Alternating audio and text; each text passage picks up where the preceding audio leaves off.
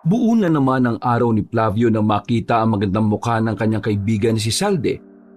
Katapat niya lang to ng bahay. Kaya tuwing umaga, si Salde agad ang nakikita niyang nagwawalis sa tapat.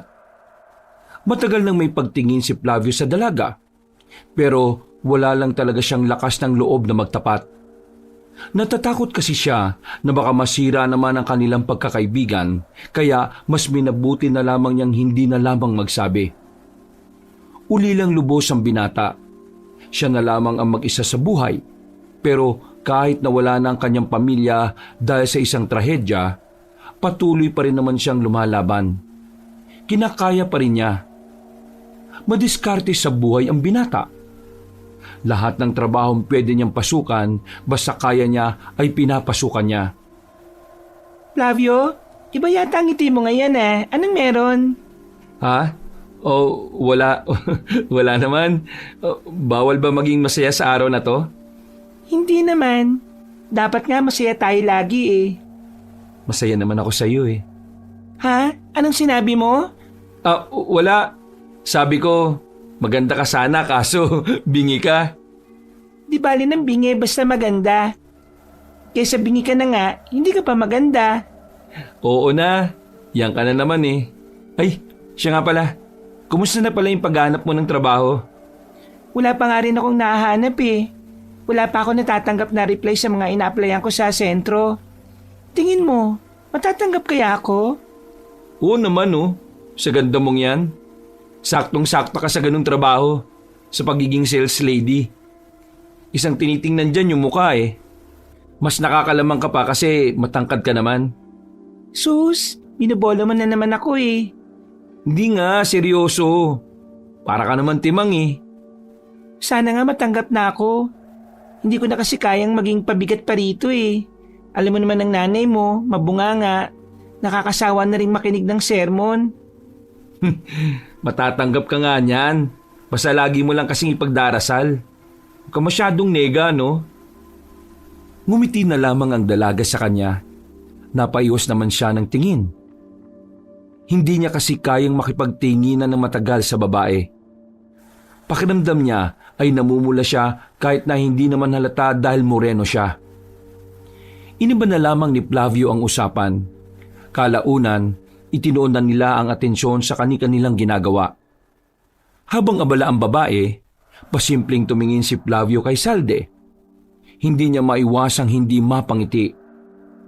Maya-maya pa, inihanda na rin niya ang kanyang sarili sa pagpasok. Kargador siya sa isang warehouse na katabi lang din naman ng kanilang baryo. Tamang suot lang ng sandong itim at maong na pambaba. Nilisan na rin niya ang kanyang bahay. Dinaanan na muna niya ang kaibigang si Rolly. Ito ang kasakasama niya sa trabaho. Tagal mo naman. Tapos ang bagal mo pang maglakad. Ito naman, hindi pa naman tayo late eh. Mahaba pa oras natin, no? Nakakainip kayang maghintay. Puti sana kung nakaupo ko dito sa tindahan eh. Oo na, magmamaktol ka na naman. Ito na nga oh, palis na tayo. Aba, iba aurahan mo ngayon ah. Sabihin mo nga, nakapagsabi ka na ba kay Salde? Bumuntong hininga si Flavio.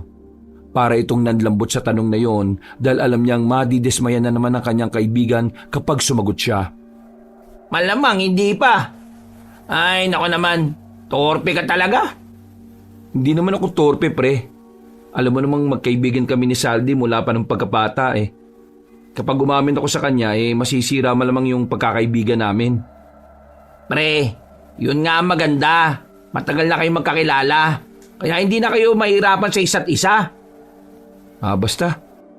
Hindi pa rin ako nagkakaroon ng lakas ng loob eh. Kailan pa? Kapag may iba nang nanliligaw sa kanya? Pre, huwag kang babagal-bagal. Baka nakakalimutan mo, maganda at sexy si Salde. Maraming makakagusto dyan. Kung di nga lang din kita kaibigan, baka tinalo na kita eh. Kasi pre, hindi naman kasi pipitsuging babae si Salde. Huwag kang mag-alala. Kukuha lang ako ng tamang pagkakataon para masabi ko ng tuluyan yung nararamdaman ko. Ay nako, ikaw nga bahala. Ang sa akin lang naman ayoko lang na may pagsisiyan ka sa huli. Huminga na lamang ng malalim si Flavio. Ilang sandali lang naman ay nakarating na rin sila sa kanilang trabaho. Marami-rami silang ginawa nung araw na yon. Kaya naman, pagsapit pa lang ng hapon, ramdam na agad nila ang pagod. Sanay na ang katawan ni Flavio sa pagbubuhat kahit na may kapayatan ng kanyang katawan. Maya-maya lang ay oras na rin ang kanilang uwian. Nagpaalam na sila sa kanilang mga kasama at lumabas na rin ng warehouse. Pre, nabalitaan mo ba yung pangyayari dun sa mansion sa kabilang baryo? Ha? Bakit? Ano ba nangyari? Anong meron? Huli na ako sa mga ganyang balita eh. Di ba yung mga Reyes? Sila yung original na may-ari ng mansyon. O bakit? Ano naman ngayon? Wala na sila ron ngayon. Ang sabi-sabi sa nasagap ko lang wala na sila ron kasi binawi na raw ng totoong may-ari. Ay nako, hindi naman pala sa kanila yung mansyon. Ngayon, ang nangyari, dumating na yung totoong may-ari. Lumipat na raw dun nung nakaraan. Ang sabi pa, mayayaman talaga yung mga taong yun. Manaloto yung apelyido. Ngayon ko lang narinig ang angkan na yan. Mayayaman pala yung mga yun. Kung ganun ang nangyari, baka nga talaga hindi sa mga Reyes yung mansyon. O tapos, ano naman ngayon? Wala naman, nakwento ko lang. Wala kasi tayo mapag-usapan eh. Wala rin naman kasi akong maisip na pag-uusapan natin eh. Alam mo, mabuti pa. Tumambay ka muna sa bahay, gitara tayo. Pwede naman. Hatid ko lang muna yung mga pinamili ko. Baka naghihintay na sila mama eh. Matapos dumaan sa bahay nila Rolly, nakarating na rin sila sa bahay ni Flavio. Sakto naman na naabutan nila ang lalaking si Brusco. Nasa harapan nito ng bahay nila Salde. May daladalang bulaklak at pormadong-pormado. Yan na sinasabi ko sa'yo. Naunahan ka na ng tukmol na yan Tingnan mo nga mas gwapo ka pa dyan eh. Pero mas makapal ang mukha niya. May pera siya. May kaya sila sa buhay kaya pinanghihinaan ka na ng loob. Tingnan mo yung ginagawa niya. Normal na ginagawa yan ng lalaki, pre. Walang bago. Pero yung ginagawa mo, araw-araw na pagpapangiti kay Salde, hindi lahat ng lalaki kayang gawin yun. Mas lamang ka pa rin, Kaya mayos ka. Ikaw mano ko kaya huwag kang papatalo dyan, Tara. Anong tara? Ina mo naman maka-pick up, Flavio. Lalapit tayo doon para makipagkumpetensya. Huwag kang papayag maungusan ng lalaking yun, Mukha namang hito na puyat yan, eh. Hinila siya ni Rolly palapit sa harapan ng bahay nila Salde. Agad din namang napatingin sa kanya ang lalaking si Brusco sa kanila. Nakasimangot ito at parang iritang-irita. Tiningnan naman nila ito na masama. Anong ginagawa niyo? Bakit namin sasabihin? Oo nga, sino ka ba? Ako si Brusco. Hindi niyo ba ako kilala? Kilala ka namin. Ikaw yung mayabang sa bilyaran. Hindi ka naman makashoot. Huwag niyo akong guluhin dito. Manliligaw ako kay Salde. Sus, wala kang pag-asa doon, Paano wala? Hinihintay ko nga na lang na lumabas Kakain kami sa labas. Kakain kayo sa labas? As in, dito sa labas? Timang, kakain sa labas. Ibig sabihin, magdi-date sila. Magdi-date Anong magdi-date? Di ako naniniwala. Ikaw, papatulang ka ni Salde? O bakit? Anong tingin mo sa akin? Katulad mo? Ang mabuti pa, umalis na kayo sa harapan ko. Dahil naaalibadbaran ako sa inyo. Masisiraan niyo pa ang mood ko Ilang sandali lang ay lumabas na rin ang dalagang si Salde. Nakabis ito pero simpleng puting t-shirt lang ang suot nito. Habang nakamaong naman itong pantalon. Napatingin si Salde sa kanila. Unang tingin pa lang ng dalaga ay nakaramdam na siya ng hindi maganda. Nag-aaway ba kayo? Nako, hindi naman Pinupuri ko pa nga siya Sabi ko, ang cute ng suot niya. Parang suman ng sikip-sikip. May sinasabi ka ba dyan? Ha? Wala. Ang sabi ko, ang pogi mo. Ay, siya nga pala, Salde. Saan ka pala pupunta? Sasama ako sa kanya. Sabi niya kasi ililibre niya raw ako Salde. Etong bulaklak para sa'yo. Parang gustong magwala sa selos ni Flavio nang tanggapin ng dalaga ang mga bulaklak. Nagsarado ang kanyang kamao. Pero agad din naman siyang kumalma nang mapagtanto na hindi naman niya pag-aari ang dalaga. Sobrang salamat ah. Alam mo bang ngayon pa lang ako nakatanggap ng bulaklak sa buong buhay ko? Lalong nakaramdam ng inis si Flavio. Hindi siya makapaniwalang kinalimutan na ni Salde na siya ang unang nakapagbigay ng bulaklak sa dalaga nung bata pa sila. Hindi na nakapagsalita pa ang lalaking si Flavio.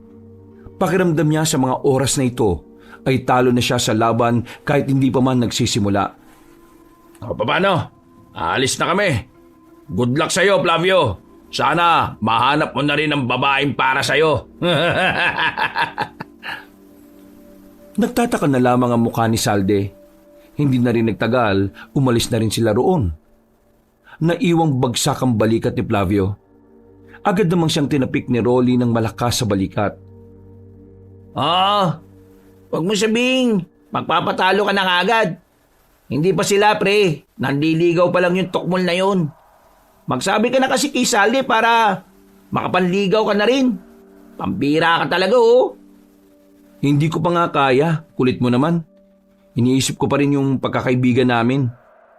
Tapos ngayon, gaganyan-ganyan ka. Wala kang gana tapos para kang mamamatay sa panghihina. Hindi bagay sa'yo ganyan, pre. Para kang batang naagawan ng lollipop eh. Nauna nang pumasok si Flavio sa loob ng bakuran. Sumunod naman sa kanya ang binatang si Rolly. Noong gabing yun, sa halip na hindi sila iinom ng alak ay napabili na lamang sila. Tamang tagay lang sila habang naghihintay kung kailan makakauwi ang dalaga. Dakong 9:00 ng gabi, nakita na nilang dumating na sila Salde. Hinatid pa ito ni Brusco. Hinintay na muna nilang mawala si Brusco saka lumapit si Flavio. At dahil may sapi na ng alak ang katawan, pakiramdam ni Flavio ay may lakas na rin siya ng loob na magsabi ng kanyang nararamdaman. Salde. Oh, Flavio. Teka, nakainom ka ba? Oo eh. Nakain naman ko pero konti lang naman. May sasabihin ka ba? Ano kasi... Sandali itong lumingon kay Rolly. Sumenyas lang si Rolly na lakasan na niya ang kanyang loob na sabihin ng tungkol sa kanyang nararamdaman. Pero sa halip na makapagtapat, inatake na naman ang kaduwagan ng lalaki. Ano kasi... Ano nga? Sabihin mo na, may gagawin pa ako eh. Ano kasi... gusto sana kitang... Pambihira, ano nga? Gusto sana kitang sabihan na ang ganda mo ngayon. Bagay yung suot mo sa'yo. Ay nako, bolero ka na naman. Simpleng t-shirt lang naman to. Tsaka maong. Kupas pa. Ano maganda dito? Ikaw? Diyos ko, lasing ka lang. Pero maraming salamat ha, kasi hindi ako nakarinig ng ganyang salita ngayong araw eh. Sige na, may gagawin lang ako sa bahay. Malapad ang ngiti ni Flavio nang balikan niya ang kanyang kaibigan. Masaya rin si Rolly nung dahil buong akala nito nasabi na ni Flavio ang tungkol sa kanyang nararamdaman. O pre, kumusta? Nasabi mo na ba? Mukhang goods ah. Ganda ng ngiti mo at saka ni Saldi. Ano, maliligaw ka na ba? Ha? Hindi ko pa nasabi. Ang sabi ko lang sa kanya, ang ganda niya. Ay sus, pambira ka naman talaga oh. Akala ko naman yun na. Kinuha ni Rolly ang chicharon at binato sa mukha niya. Pero nakangiti lang si Flavio na parabang tanga. Nakatingin sa malayo at hindi pa ito matatauhan kung hindi tatapikin ng malakas. Uy, bakit ka ba nakangiti dyan? Akala ko ba hindi mo pa? Ngayon lang daw siya nakatanggap ng salitang maganda siya eh. Ibig sabihin, kahit na nag-date sila ni Brusco, hindi siya pinuri ni Brusco. Ako lang ang nakakagawa noon, pre. Sa bagay, pre. Magandang bagay ang ganyan. Mas matutuwa siya sa ganun. Alam mo kasi, mga babae, gustong-gusto nila na pinupuri sila ng mga lalaki. Kaya, tama lang yung ginawa mo. Pero sana, sinabi mo na rin. Visit ka. Iinom-inom ka pa, wala rin naman palang lakas ng loob. Napapiling na lamang si Rolly ng mga sandaling yon. Tinapos na lamang nila ang kanilang ginagawa at saka umuwi na rin si Rolly. Kinabukasan, wala silang pasok. Pinag-day off ang lahat ng kargador dahil wala pa rin binabagsak sa warehouse. Naglalakad si Flavio noon galing sa labas ng kanilang baryo. Nasa gilid ng kalsada ang binata nang makita niya ang magandang sasakyan na dumaan sa kanyang harapan. Pumasok ito ng baryo nila. Hindi niya alam kung sino ang nakasakay doon. Pero tingin niya, mayaman ang may-ari noon. Napaisip tuloy siya na baka yun ang sinasabi ni Rolly na bagong naninirahan sa dating mansyon ng mga Reyes. Ang angas ng sasakyan ah. Nagmamadali siyang naglakad. Pagpasok niya sa baryo nila, nakita niyang dumiretso ang sasakyan sa barangay hall. Sa kakatingin niya, hindi na niya namalayang nakabangga niya na pala si Brusco. Natapon ang hawak-hawak na tinapay ni Brusco. Tumama naman si Flavio sa bakod sa lakas ng kanilang banggaan. Hindi ka ba tumitingin sa dinaraanan mo? Kung tumingin ka rin, hindi mo ako mabubunggo. Ikaw ang bumunggo eh. Pero nakatingin ako. Wag kang sinungaling, pareho tayong hindi nakatingin. Tumbakulaw na to. Ano sinabi mo? Bingi ka ba talaga? Maglinis ka nga ng tenga mo. Ako nung nakarampa ako nagtitimpi sa'yo Tapos kagabi nangasar ka pa. Sabi mo na lang kasi kung inggit ka sa akin. Ako may pamilya, may pera. Tapos nanliligaw pa kay Salde. Ikaw, wala ka kahit na ano. Manahimik ka na nga, Brusco. Wala akong dinadamay na personal sa buhay mo Sus, masakit? Kawawa ka naman kasi. Siguro kaya na-aksidente pamilya mo nung bata ka pa. Kasi dapat lang yun sa kanila. Kasi masyado silang... Manahimik ka na nga! Hinawakan na ni Flavio si Brusco sa kwelyo. Sa lakas ng puwersa ni Flavio, naitulak na niya yon papasok sa isang bakuran. Hanggang sa natumba na silang pareho. Pumaibabaw si Flavio kay Brusco. Sinuntok niya si Brusco sa muka. Hindi pa siya nakontento, hinila niya yung patayo at saka sinubsob sa drum na may tubig. Wala kang karapatan na magsalita tungkol sa pamilya ko, Wala! Lulunurin na sana ni Flavio si Brusco nang biglang dumating ang matandang si Aling Esther. Inawat sila nito. Agad din naman silang naghiwalay. Pero hindi nagpapigil si Brusco. Gigil na gigil ito. Lumapit ito kay Flavio at saka sinuntok din siya ng malakas. Agad na tumaob si Flavio. Pinagsusuntok din siya ni Brusco hanggang sa dumugo na ang kanyang kilay. Papatayin kita! Kumuha na ng latigo matandang si Esther. Hinigupit sila nito ng latigo. Buti na lang ay pareho silang nakailag. Hindi ba kayo titigil? At talaga bang dito kayo sa bakuran ko nagbabasagan ng muka? Hindi ba tayo tapos, Flavio? Hindi ba? Nanlilisik ang mga mata ni Brusco at naglakad na rin to paalis. Habang si Flavio naman, nakaupo pa rin sa lupa habang hindi alam na dumudugo na ang kilay niya. Hoy ikaw! Dumudugo ang kilay mo! Tumayo ka dyan! Halika rito! Sabi nang tumayo ka dyan eh! Sa pilitang hinila ni Aling Esther ang lalaking si Flavio at pinaupo sa gilid. Naglabas sa matandang babae ng panglinis ng sugat. Inasikaso ng matanda ang hiwa sa kilay ng binata. Kaya ilang sandali lang ay tumigil na rin ang pagdurugo nito. Bakit kayo nag-away nun? Dahil lang po sa banggaan kanina. Hindi po kasi talaga kami magkasundo nun eh. Kasi iisang babae lang ang nagugustuhan namin. Diyos ko, babae na naman. Alam niyo ba dapat na hindi kayo nagkakagulo ng dahil lang sa iisang babae? Kapag nalaman to ng babae na nagugustuhan nyo, siguradong pareho kayong hindi na makakalapit sa kanya. Ayaw ng mga babae ng bayolente. Hindi naman po talaga ako ganun eh. Siya lang naman kasi ang nangunguna. Ginamit niya pang-insulto sa akin yung mga nangyaring trahedya sa pamilya ko. Pero minsan, dapat marunong kang magkontrol ng emosyon. Mapapahama ka kapag laging emosyon ang pinapagana mo. Marami pong salamat sa paggamot sa sugat ko. Pero ano po palang pangalan niyo?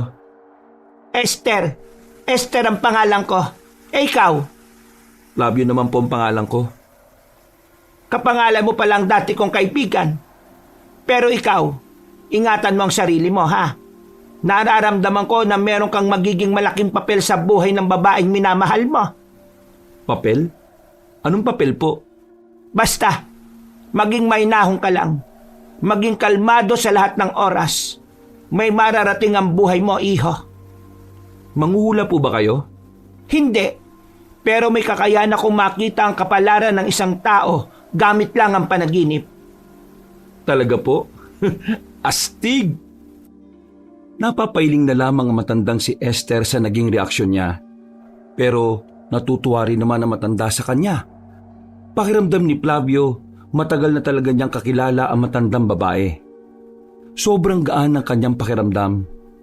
Para bang kagayang-kagaya ng kanyang ina ang paraan ng pagtingin nito sa kanya. Maraming salamat po ulit, Aling Hasler.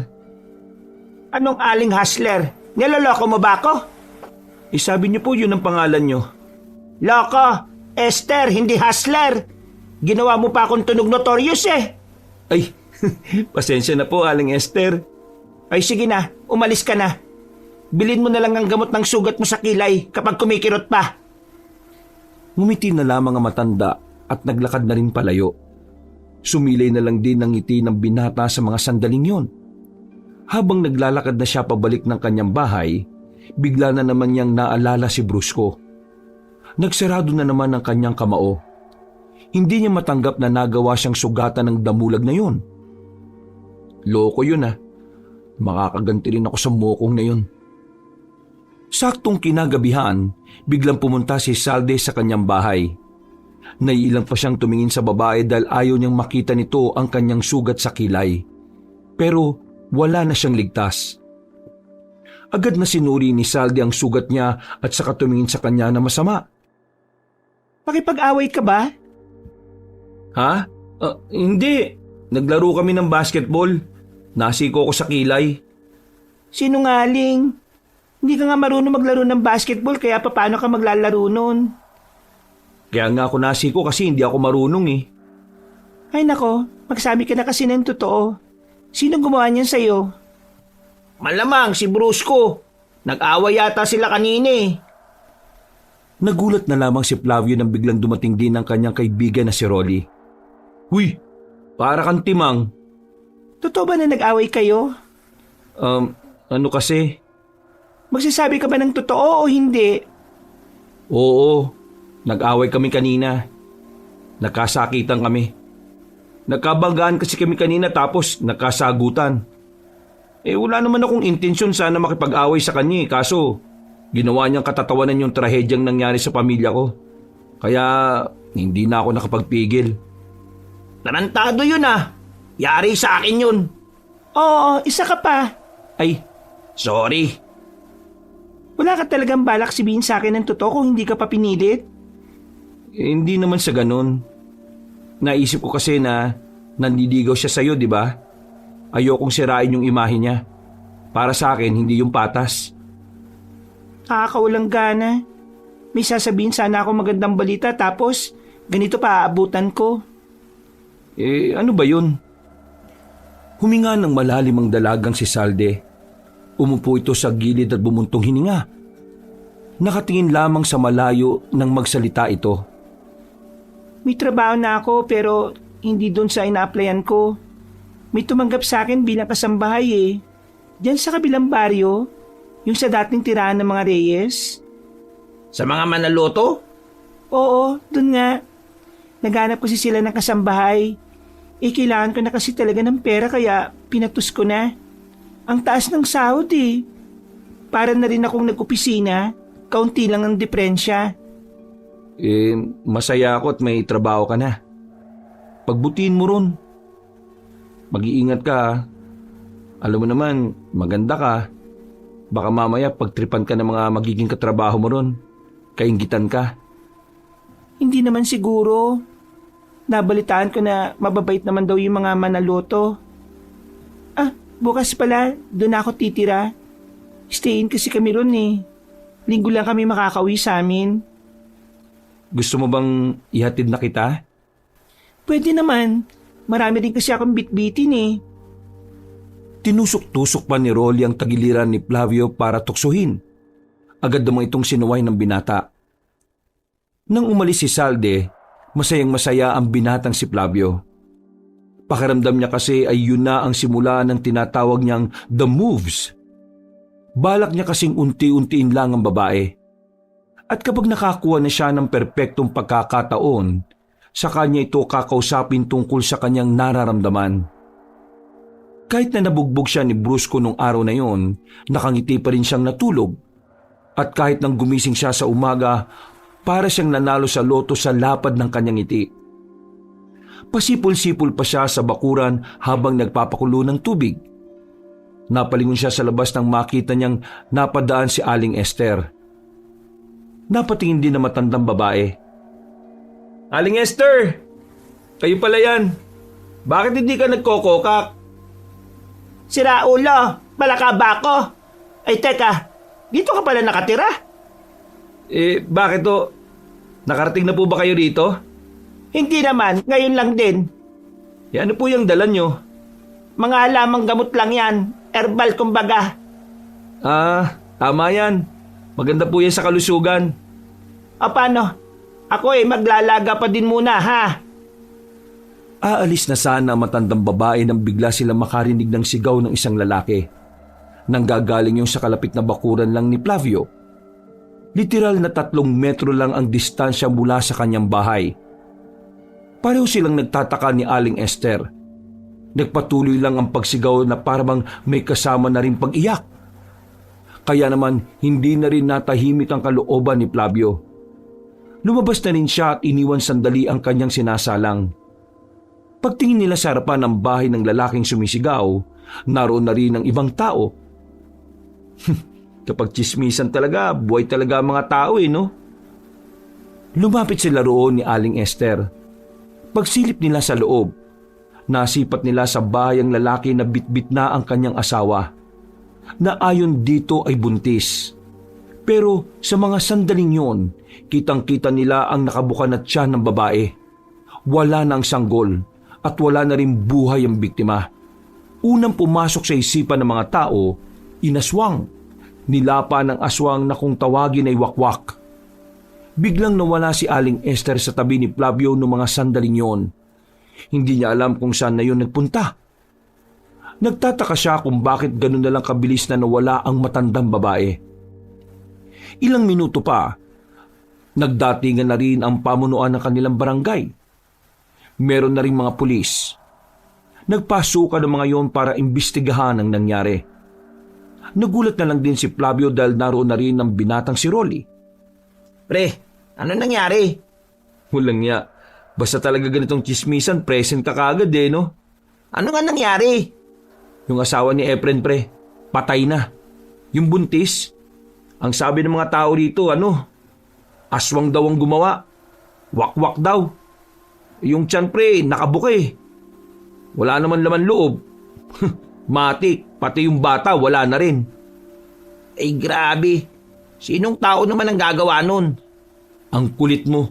Aswang nga raw. Totoo bang may aswang? Sinong tao ang gagawa nun? Balik ko nga sa'yo yung tanong mo. Ewan ko. Nanahimik na lang silang dalawa nang ilabas na rin ng kaawa-awang babae. Iyak ng iyak ang lalaking asawa nito. Halos manghina yon sa sinapit ng kanyang asawa. Pagkatapos ng eksenang yon, tumambay na muna ang dalawa sa bukana nila Flavio.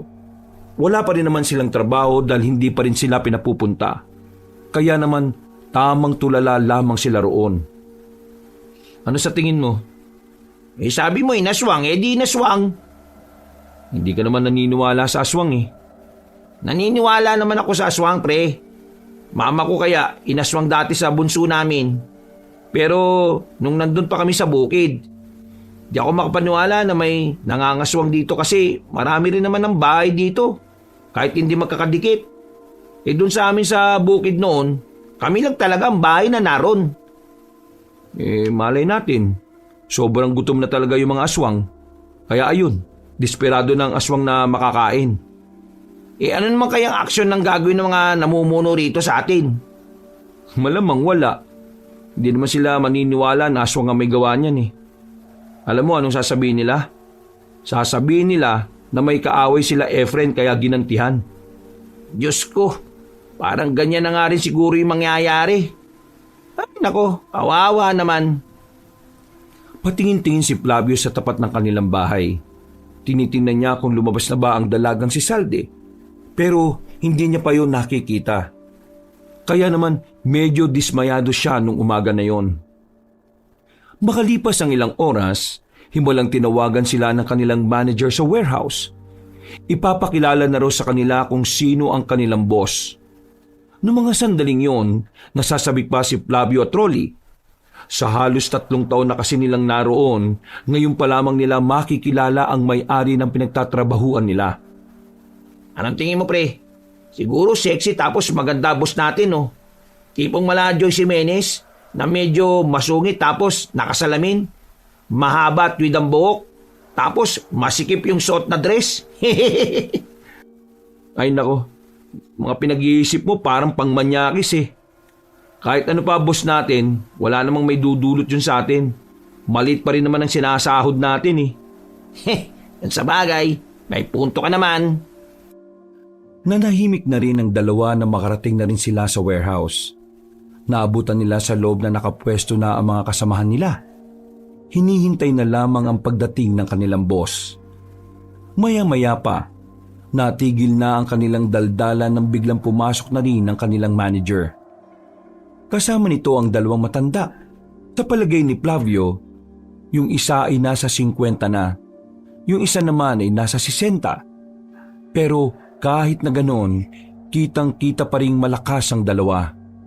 Higit pa ron, gwapo rin kahit matanda na. Hindi nagtagal, nagsalita na rin ng matanda na parang mas bata naman sa isa. Hello! Magandang hapon to all of you. My name is Rafael Manaloto. And this man beside me is Romulo Manaloto. Siya ang mas matanda sa akin. At siya talaga ang may-ari ng warehouse na ito. Ako'y investor lang dito. Well, since my kuya is not that talkative, ako na ang nagkusang loob na magsalita para sa kanya. Right, brother? Magsalita ka na lang. Huwag ka nang magtanong sa akin. Well, kaya naman kami nagpapakilala sa inyo ngayon ay dahil malapit rin kami dito nakatira. Nakatira kami sa dating bahay ng mga Reyes. Sa mga magtatanong kung bakit, manahimik na lang kayo dahil wala kayong karapatang magtanong hanggat hindi ko sinasabi. Itong warehouse na ito, isang produkto lang ang ibabagsak natin dito. Kung ano yon, walang iba kundi karne. Kaya starting tomorrow, maglilinis tayo at darating na rin ang mga storage at freezer. Magbabawas na rin tayo ng tao dahil hindi naman kailangan ng sobrang daming tao sa ganon. Mamaya, after ko magsalita rito, ibibigay ko mga listahan ng mga matatanggal. Sa lahat na matatanggal, may bayad naman kayo, kaya huwag kayong umiyak. Biglang naglakad ang isang matanda na si Romulo. Lumapit ito sa mga nakatayong kahilera nila Flavio. Isa-isa silang tiningnan na masama. Kinakabahan na sila Flavio noon dahil pakiramdam nila pumipili na ang matandang lalaki kung sino ang maaalis. Maya-maya pa, bigla naman itong tumigil sa harapan ni Flavio. Pero nakahinga siya ng maluwag nang sa katabi niya ito pumunta. Eto, alisin nyo ito. Teka, nakalista na mga aalisin. Bakit mo aalisin ang taong yan? Bigyan mo ako ng dahilan. Hindi ko gusto ang mukha. Pangit! Pasensya ka na. Parehong naiirita sa pangit ang kuya ko. Naiyak na lamang ang katrabaho nila Flavio.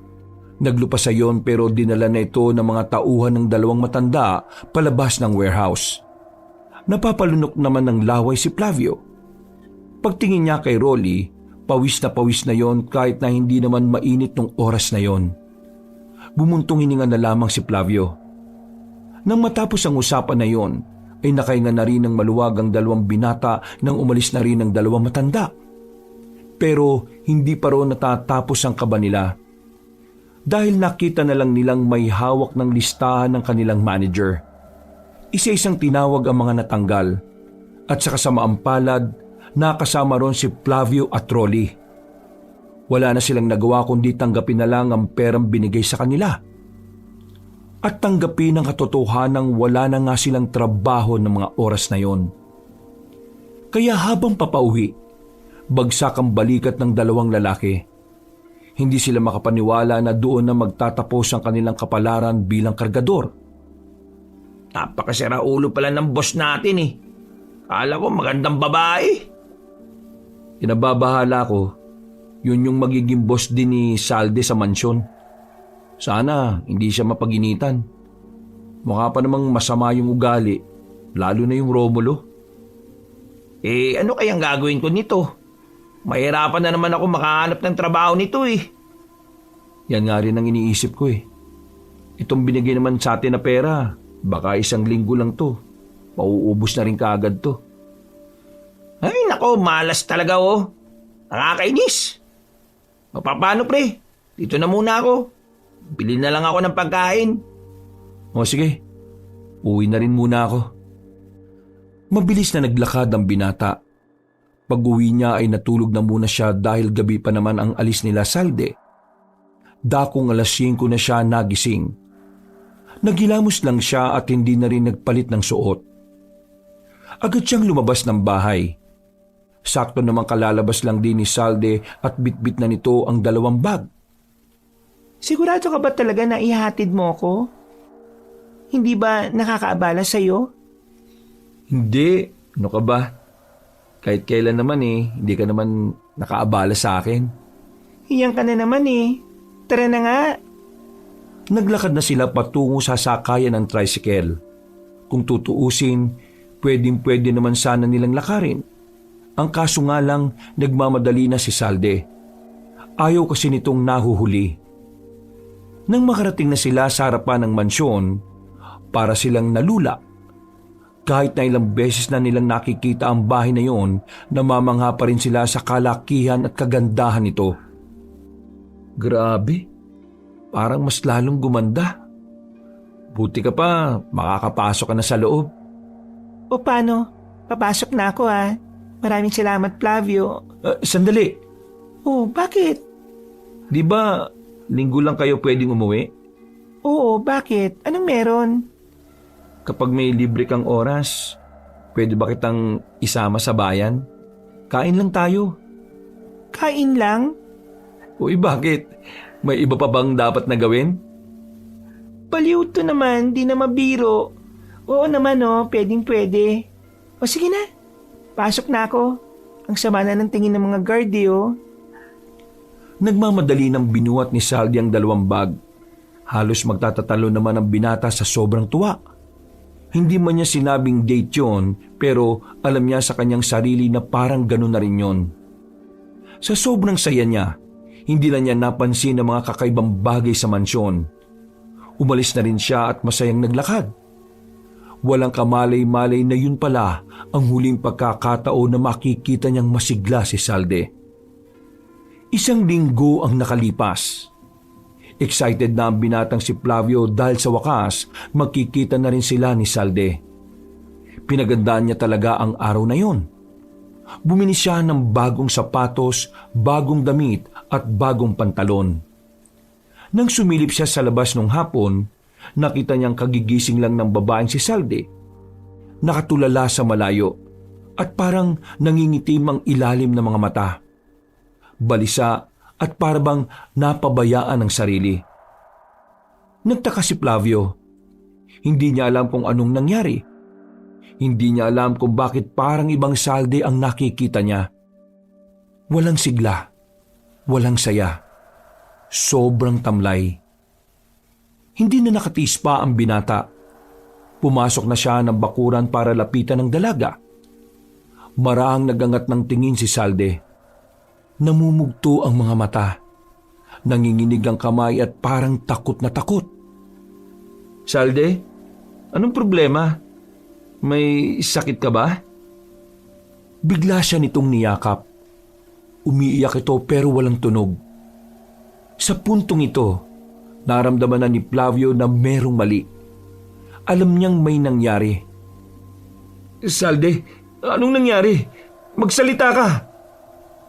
Wag dito. Wag dito. Sa ibang lugar. Wag dito. Nakikiusap pa sa kanya ang dalaga habang nanginginig ang boses.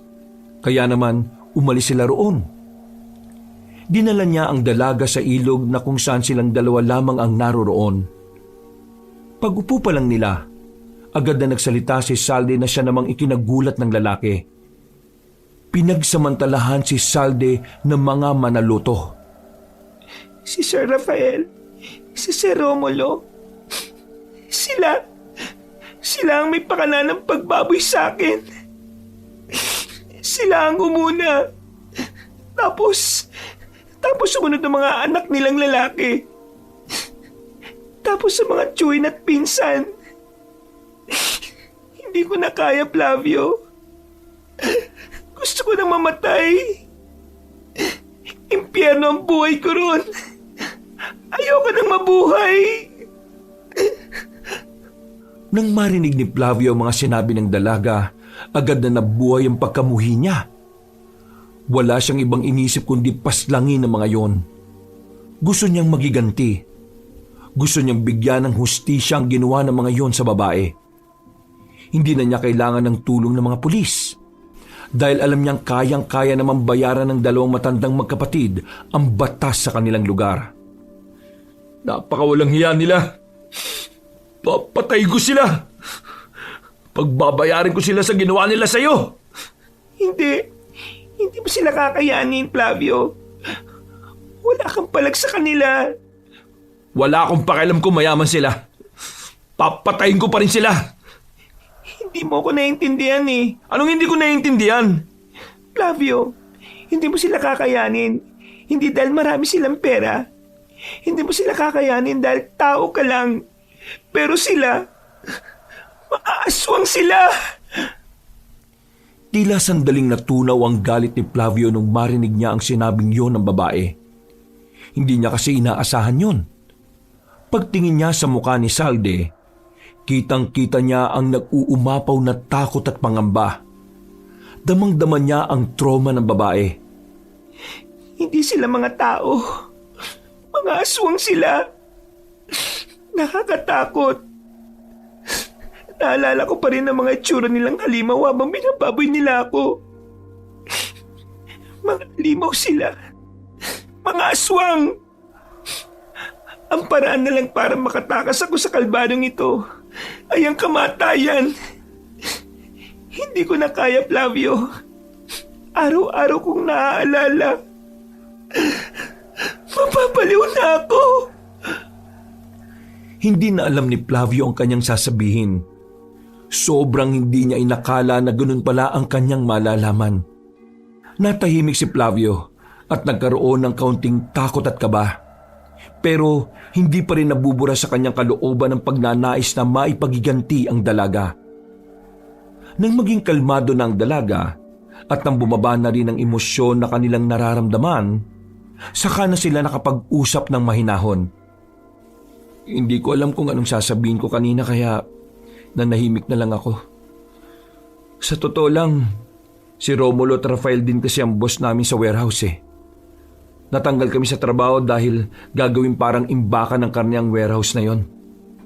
Sa mga sinabi mo, parang naisip ko na baka hindi karne ng hayop ang ilagay nila ron eh, kundi karne ng tao. Hindi naman malabo yun. Kasi yun naman talaga ang kinakain nila eh. Pero Salde, magpakatatag ka. Pinapangako ko, makakamit mo ang hustisya. Flavio, gusto ko na lang manahimik. Wala rin tayong pag-asa na manalo sa kanila. Meron silang pera at meron silang lakas na hindi gaya ng sa normal na tao. Huwag mong sabihin yan. Kung kampon sila ng kadiliman, kakampi naman natin ng Diyos. Hindi. Walang Diyos. Kasi kung may Diyos, hindi niya sana ako hinayaan na babuyan ng mga aswang na yon. Hindi sana ako pinagsamantalaan ng buong angkan na yon. Hindi na lamang kinontra ni Flavio kung anuman ang pinaniniwalaan ng dalaga. Alam niyang nasasaktan pa yon, kaya hahayaan na lamang niya itong ilabas ang lahat ng nasa isipan niya. Matapos ang kanilang pag-uusap, hinatid na niya ito sa bahay ng dalaga. Bago sila magkahiwalay, pinakiusapan niya pa si Salde na huwag nang babalik sa bahay ng mga manaloto. Pumayag naman si Salde at nagkusang loob na lamang si Flavio na siya ang kukuha ng gamit ng babae sa mansyon. Pag-uwi niya sa kanila, doon lamang naramdaman ni Flavio ang bigat ng mga pangyayari. Hindi katanggap-tanggap, kasuklam-suklam at walang kapatawaran ang ginawa ng mga manaloto sa babaeng pinakamamahal niya. Handa siyang isugal ang buhay niya para lamang gantihan ng mga yun. Pero bago niya isagawa yun, aalamin niya muna ang mga bagay-bagay tungkol sa mga aswang. Kaya naman, nagtungo siya sa bayan kinabukasan. Naghanap siya ng mga libro doon na may kinalaman sa aswang. Nang mahanap ay agad niyang binili ang libro kahit na may kamahalan. Binasa niya yon. Ilang araw niyang pinag-aralan ang mga nakalagay doon. Pero habang kumukuha siya ng kaalaman, unti-unti namang nawawala sa sarili ang babaeng si Salde. Isang umaga, nakita na lamang niya yung tumatawang mag-isa sa harapan ng bahay nila. Kahit ang mga magulang ng babae ay nababahala na rin sa kinikilos ng kanilang anak. Sobrang nasasaktan si Flavio sa nakikita niya na nagkaganon ang babaeng mahal niya. Kaya naman, mas lalong nag-alab ang kagustuhan niyang mabigyan ng hustisya ang nangyari kay Salde. Mula nang magpakita ng kakaibang ugali ang dalaga, hindi na yon kailanman pinalabas ng pamilya nito. Nasa loob na lamang ito palagi, pero wala pa rin kalam-alam ang mga yon kung bakit nagkaganon ang babae. Ang alam lang ng pamilya nito, kusa na lang itong nabaliw ng walang dahilan. Samantala, kinuwento na rin ni Flavio ang lahat ng nangyari sa kanyang kaibigan na si Rolly. Maging si Rolly ay halos manlambot sa kanyang nalaman. Awang-awa ito sa dalaga. Nagbabaga rin ang galit nito para sa mga manaloto. Hindi lang pala tarantado mga yun eh. Mga siraulo din. Mga manyakis. Tama lang pala na wala na rin tayo sa warehouse, pre. O anong balak mo ngayon? Kaya ko mangiram ng baril. Pwede ko silang itumba. Ano? Sabihin mo lang. Huwag kang padalos-dalos. Hindi mo alam kung anong kakalabanin mo. Oo nga. Naroon na tayo na mayaman sila pero Mga aswang ang mga gumahasa kay Salde. Mga aswang ang mga manaloto. Natamimi ang lalaking si Rolly. Para itong nabarahan ng malaking bato sa lalamunan. Napahawak pa ito sa dingding ng bahay. Nanlalaki ang mga mata at agad na pinagpawisan. Kaya hindi tayo basta-basta pwedeng gumalaw. Mga aswang ang mga makakalaban natin. Para makuha natin ang hustisya para kay Salde, kailangan natin matutunan kung ano mga bagay na dapat nating malaman. Dapat may kaalaman tayo kung ano sila, kung ano ang mga kahinaan nila, at kung ano ang pwede nating gawin para kontrahin ang mga aswang. pambira. Sila rin ba yung pumatay sa asawa ni Efren? Malakas ang kutob ko na oo. At ang warehouse na gagamitin nila, tingin ko, gagamitin din nila yun sa kahayupan nila. Rolly, kailangan mong pag-aralan ng mga aswang kung gusto mo akong tulungan. Yun lang ang tanging paraan para matapatan natin sila. Hindi pwedeng mangmang tayo. Sige, sabihin mo lang sa akin kung ano ang mga dapat kong malaman. Sasamahan kita sa laban na to. Hindi ako papayag na mauuwi lang sa wala ang lahat. Kaya nga dapat sasama ko. Napalingon silang dalawa sa gilid nang marinig nilang nagsalita roon ang lalaking si Brusco. Kanina pa pala yun nakikinig at nakatago lamang sa likuran ng halaman. Agad itong lumapit sa kanila.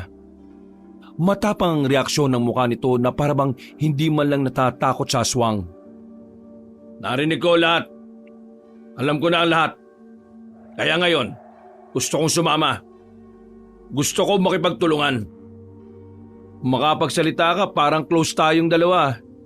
Nakakalimutan mo na bang may atraso ka pa sa akin? Kung gusto mo akong suntukin ngayon, gawin mo na. Para lang gumaan yung pakiramdam mo. Hindi kita lalabanan. Hindi kita papalagan. Dahil sa puntong ito, walang malaga sa akin kung galit ka sa akin o hindi. Ang iniisip ko ngayon ay kung paano ko mabibigyan ng hustisya ang nangyari kay Salde. Wag na. Hindi namin kailangan ng tulong mo. At isa pa, wag ka nang makialam. Wala kang karapatan na sumali sa problemang to. Bakit? Ikaw lang ba nagmamahal kay Salde? Mahal ko rin si Salde. At seryoso ako nung sabihin ko sa kanyang handa akong maghintay. Pwede ba, Flavio? Ilabas mo na muna yung personal mong galit sa akin. Gawin natin to para kay Salde. Kapag natapos ng lahat ng to, saka mo ako balikan. Saka tayo magsuntukan. Kahit maghapon pa hanggang mamatay tayong dalawa. Pero ngayon, wag mo muna ako tingnan bilang kaaway mo. Dahil aminin mo man o hindi, kailangan na kailangan nyo rin ng kasama. Flavio, may punto si Brusco. Hindi naman sa kinakampihan ko siya, pero kulang na kulang tayo, pre. Isa pa, matutulungan tayo ni Brusco. Meron silang business na tindahan ng itak. Pwede tayo makakuha ng mga sandata ron. Buti pa tong si Rolly, ang bilis makapick up eh. Ano, pre? Sige, papayag ako na isama to. Pero huwag kang bida-bida ah. Ako ang masusunod sa mga plano. Wala akong tiwala sa takbo ng utak mo eh. Ikaw nga ang bida-bida sa sinasabi mo eh. Pero sige, ikaw na. Ikaw na ang leader. Basta ako, sasama ako. At gagawin ko kung anong may tutulong ko. Anong unang gagawin natin? Mamayang 9:00 ng gabi, sarado na tindahan namin. Pwede na tayo magpunta ron para kumuha ng mga magiging sandata natin. Gagawin mo pa kami magnanakaw. Bakit tayo kukuha ng di alam ng mga magulang mo? Di ka marunong magpaalam? Walang tamang dahilan para payagan nila ako. Ganon ang takbo ng utak nila. Kaya mas maganda nang hindi nila alam. Kailangan natin ng mga bagong sandata, pre. Yung mga itak mo dyan, wala nang hawakan yan eh. Wala pang talim. O sige na. Mamaya, puntahan mo na kami rito. At siya nga pala, wala kang pagsasabihan ng tungkol dito ah. Maliban na lang kung may gusto pang tumulong. Tumungon na lang ang lalaking si Brusco. Lumabas na rin ito ng bakuran. Pinagmasdan pa ito ni Flavio habang papalis na yon. Wala pa rin akong tiwala sa kanya. Pero sige, kailangan natin siya pakinabangan. Mabilis na lumipas sa mga oras. Magkakasama na rin silang tatlo. 9:00 na makarating na sila sa tindahan ng mga itak nila Brusco. May susi na dala ang lalaki kaya agad naman silang nakapasok. Pamili na lang kayo dyan kung anong gusto nyo. Pero tigalawa lang tayo ha. Kapag marami tayong kinuha, baka makaalata sila papa na may nawawala. Sinunod naman ni Flavio ang sinabi ni Brusco. Namili na rin sila ng kanilang sandata. Mahabang itakang kinuha ni Flavio. At isa rin punyalang dinampot niya. Matapos yun, ay umalis na rin kagad sila. Naglalakad sila sa kalsada habang nakasukbit ang mga itak na kinuha nila. Nakabalik naman agad sila ng kanilang baryo. Wala naman na silang gagawin noon kaya nagdesisyon na lamang silang magpahinga. Habang mag-isa na lamang na naglalakad si Flavio sa daan, bigla siyang tinawag ng isang pamilyar na boses. Nang lumingon siya ay nakita niya ang matandang si Aling Esther. Lumapit siya ron dahil sa pagtataka. Bakit po? Ano pong sasabihin niyo? Halika, sumama ka sa bahay. Meron akong ibibigay sa iyo. Ano po yun? Isang bagay na magagamit mo laban sa mga aswang. May alam kayo sa mga aswang? Napangiti na lang ng pilit ang matandang si Esther. Pero nauna na rin itong naglakad. Nung mga sandaling yon, napapaisip si Flavio. Pero sinundan pa rin nito ang matandang babae. Nang makarating sila sa bahay nito, tiningnan muna na matanda kung may ibang nakakakita sa kanila. Nang masigurong wala naman ay sinarado na nito ang pintuan. Alam ko ang nangyari sa babaeng si Salde. Alam ko ang lahat. Kaya naman, narito ako para tumulong. Teka po. Paano niyo po nalaman yun? Wala naman kami pinagsabi ang iba nun ha?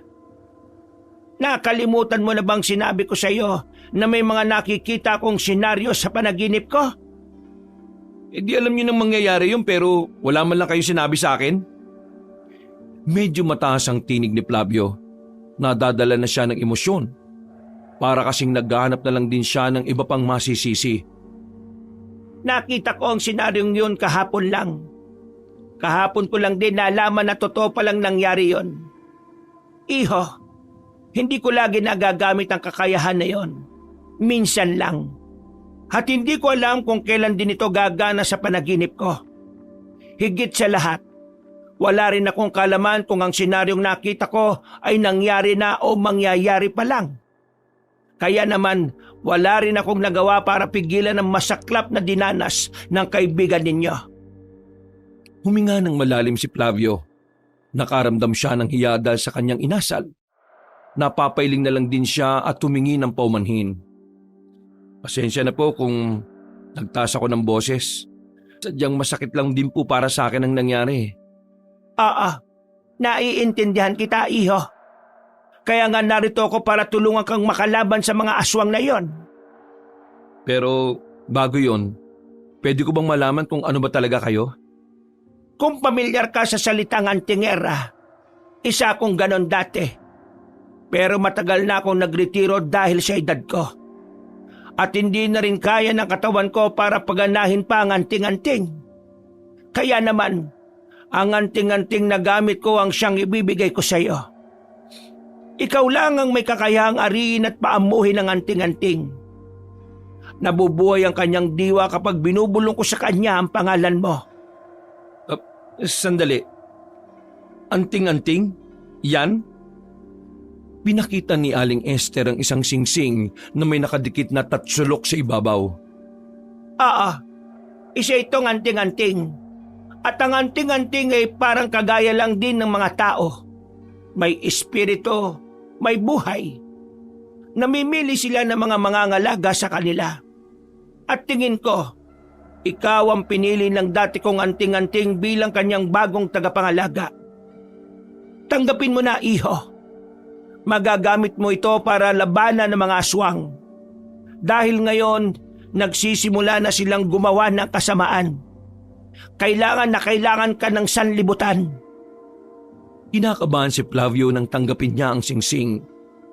Isinot niya yun sa kanyang palasingsingan. Namangha siya dahil kasyang-kasya ito sa kanya. Sa mga sandaling yun ay wala pa siyang nararamdaman. Ayon sa matanda ay normal lang yun sa una. Pero kapag tumatagal ay nagiging komportable na ang anting-anting, makikipagkaisa na rin ito sa kanyang katawan. Kapag nagamit mo na ang kapangyarihan ng anting-anting, mas magiging matalino, mabilis at matapang ka, iho. Magbabago ang kilos mo. Magbabago ang pananaw mo sa mga bagay-bagay pagdating sa pakikipaglaban. Kailangan mo lang ariin ang anting-anting at patunayan mo sa kanya na karapat-dapat ka. Ano po bang pinakamabilis na paraan para kilalanin niya po ako bilang amo niya? Pinakamabilis na paraan ay ang pagiging busilak ng iyong puso. Hinawakan ni Aling Esther ang kanyang kamay. Ngumiti ang matanda na parabang si Flavio na lang ang natitirang pag-asa ng lahat. May tiwala ko sa iyo, iho. Ikaw na ang bahala. Pero huwag ka mag-alala. Narito ako para tulungan ka. Lahat ng nalalaman ko, sasabihin ko sa inyo kung kinakailangan ninyo. Maraming salamat po. Huwag kayong mag-alala. Gagawin ko ang lahat para matalo mga aswang. Para kay Salde. Para sa mga taong biniktima nila. Isang linggo pa ang nakalipas. Tuluyan nang kinilala ng anting-anting si Flavio. Marami na rin siyang nalaman na mula kay Aling Esther. Lahat ng alam na matanda pagdating sa pakikipaglaban, natutunan na rin ng binata.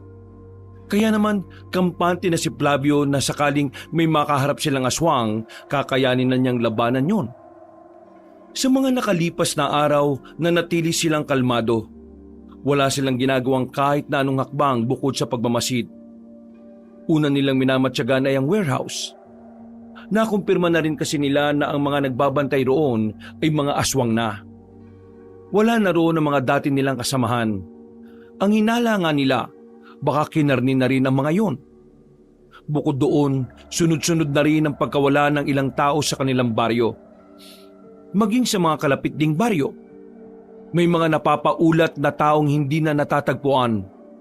Lahat ng yon ay alam ni Flavio na may kinalaman ng aswang. Kaya ngayon, kaya na niyang gamitin ang anting-anting, iisa-isay na rin nila ang mga kalabang nila lang. Salde, aalis kami ngayong gabi. Uumpisa na namin ang pagpaslang at pagtugi sa mga aswang. Pinapangako ko, parurusahan natin ang lahat ng sumira sa'yo. Sinamantala ni Flavio na mag-isa lang sa bahay si Salden nang lapitan niya yon. Hindi naman sumagot ang babae. Nanatili lang itong tulala. Ilang araw na rin itong ganito kaya nasanay na lamang si Flavio. Salde, ginagawa ko to kasi mahal kita eh. Kaya sana lumabang ka. Labanan mo ang mga gumugulo sa isipan mo. Pipilitin kong mabuhay para makabalik sa'yo. Pangako, ipapanalo ko ito at aalagaan kita hanggang sa dulo ng hininga ko. Sandaling niyakap ni Flavio ang babae. Nang tumalikod na siya, hindi na niya nakitang umiyak si Salde. Binalikan na lamang niya si Rolly at Brusco sa kanto habang naghihintay sa kanya. Una nilang pupuntahan sa gabing yon, walang iba kundi ang warehouse. Maingat silang nagtungo roon. Kung saan-saan sila sumuot, wag lang may makakita sa kanila. Hindi nagtagal, natanaw na rin nila ang warehouse na dati nilang pinapasukan. Malakas ang hangin sa mga sandaling ito. Kaya kahit malayo sila, para silang nakakaamoy ng mga nabubulok na daga. Sa likod lang kayo, mauna ako. Sakaling may makasalubong agad tayo, palagagad. Pero hanggat maaari, bilisan lang natin para hindi tayo makalika ng malakas na ingay. Walang magdadalawang isip na pumatay ha. Mga aswang ang kakalabanin natin, hindi tao. Walang halaga ang mga buhay nila sa lupain natin. Sumang-ayon naman si Rolly at Brusco. Naglakad na rin sila palapit doon. Habang nasa gilid sila ng warehouse, naririnig pa rin nila ang mga nag-uusap-usap sa loob. Nag-ooperate pa rin pala sila kahit na ganitong oras? Ano bang aasahan mo? Di naman mga tao nandyan eh. Mamaya na kayo mag-usap. Baka marinig nila tayo. Matatalas ang pandinig ng mga aswang. Nanahimik na lamang ang dalawa. Nang makakuha na ng pagkakataon si Flavio, sumilip na rin siya sa loob. Kita niyang abalang-abala pa rin ang mga aswang sa pag-aasikaso ng mga karne ng tao. Naunang pumasok ang binata. Hawak-hawak na nito ang dalang itak. Nang lumiko sila sa naglalakihang bakal na lagayan ng mga karne, bigla na lamang nilang nakasalubong ang tatlong aswang. Nung una ay nakipagtitigan pa yon sa kanila. Pero nang makita ni Flavio na mag-iingay na ang mga yon, pinagana na niya agad ang anting-anting. Mabilis ang pagkilos na kanyang ginawa. Nagulat na lamang si Rolly at Brusco na nakalapit na roon si Flavio. Bagsak agad ang tatlong aswang at tumagas ang dugo mula sa leeg. Si Brusco na dating kaaway ni Flavio, napalunok ng laway dahil sa kaba. Hindi kasi nito inakalang gano'n na pala kabangis si Flavio pagdating sa paghawak ng itak. Dahan-dahan lang. Kailangan natin makarating sa opisina ni Rafael nang hindi niya nararamdaman. Naglakad pa sila sa gilid. Hanggang sa matagumpay na nga nilang natumbok ang daan patungo sa inaakala nilang kinaroroonan ni Rafael. Marahan nilang binuksan ang pinto. Pero pagpasok nila sa loob ay wala silang nakita roon. Nako, natunugan yata tayo. Hindi, mukhang maaga lang talaga silang umalis. Kung alam niyang pupunta tayo, dapat hindi na tayo nakapasok. Sa gubat pa lang, napalaban na tayo. E anong gagawin natin ngayon? Wala na tayong dahilan para magdahan-dahan. Papaslangin na natin ang mga aswang na nandito. At pagkatapos, sisilaban natin ang warehouse na to para masayang lahat ng karne ng tao na narito. Sinipa ni Flavio ng malakas ang pintuan. Napatingin ang mga aswang sa labas. Agad-agad na nagbago ng anyo ang mga nilalang. At sa puntong ito, nagsimula na rin ang labanan. nakipagsabayan silang tatlo sa mga aswang. Si Flavio parang hindi na normal na tao kung kumilos. Napapanganga sa kanya ang dalawa niyang kasama. Tumatalon-talon kasi siya sa matataas na bakal. Kung kumilos din ito ay hindi normal ang bilis. Sa kalakasan ng paggana ng anting-anting, hindi rin makatama ng kalmot ng mga aswang. Parang dumudulas lang ang mga kuko ng mga aswang. Hindi nga nagtagal, patay na ang lahat ng aswang na naroon. Wala silang tinira. Pre, tao ka pa ba? O baka aswang ka na rin ha? Kakaiba yung galaw mo eh. Dahil dito, Ano yan? Malamang sing-sing. isa itong anting-anting. Bigay sa akin ng isang nagmagandang loob, isang dating antingero. Anting-anting? Ang angas niya na. Pero mas maangas kung susunugin na natin ang lugar na ito. Tara na! Kinuha na rin nila ang gas na itinabi nila sa di kalayuan sa warehouse. Ibinuhos nila yon sa buong paligid. Pagkatapos, lumabas na rin sila at agad na sinilaban ang lugar na yon. Mabilis na kumalat ang apoy. Para silang nasa pelikula na naglalakad palayo habang may dambuhalang apoy sa kanilang likuran. Ang pangyayaring yun ay mabilis na nakarating sa magkapatid na Rafael at Romulo. Kinabukasan, bumalik ng mag-isa si Flavio. Nakita niyang naroon ang magkapatid habang galit na tinitingnan ang warehouse na tanging mga bakal na lamang ang natira. Sinong hampas lupa ang gumawa nito? Sabihin mo sa akin, Rafael. Sino? Bakit akong tatanungin mo? Alam mo magkasama tayo na magdamag kagabi. Kung sino man ang gumawa nito, magbabayaran ko sila. Nasira ang negosyo natin. Paano na mga kliyente natin? Magagalit ang mga kapwa natin na swang na nag-invest sa negosyong ito. Sabihin mo, Rafael, anong gagawin natin? Hindi ko alam. Nawalan din ako kaya wag mo kong sigaw-sigawan. Walang magagawa yung kakasigaw mo. Hindi na may babalik ang nawala. Ang isipin na lang natin, paano natin malalaman kung sino ang gumawa nito? Malakas ang kutob ko na sinadya ito eh. Hindi ito aksidente. Habang nakikinig si Flavio, hindi niya maiwasang hindi kumulo ang kanyang dugo. Kahit na nagawa na nila ang kanilang plano, gigil na gigil pa rin siya sa magkapatid na matanda. Isusunod ko na ang mga anak nyo. Paiiyakin ko kayo ng dugo. Umalis na lamang si Flavio doon at bumalik na lang sa bahay niya. Bago siya magpahinga, sinilip-silip niya ang bahay nila Salde. Wala sa tapat ng pinto ang dalaga. Bagay na ikinalungkot niya ng bahagya. Mula kasi nang mawala sa sarili si Salde, madalang na lang itong makita na naroon sa paborito niyang tambayan. Samantala, natuwa naman si Aling Esther nang malaman ang nangyari. Tila may kakaibang kaligayahan para sa matandang babae na makitang nagagalit ang mga aswang. Mamayang gabi naman, iisa-isay na namin ang anak ni Rafael at Romulo.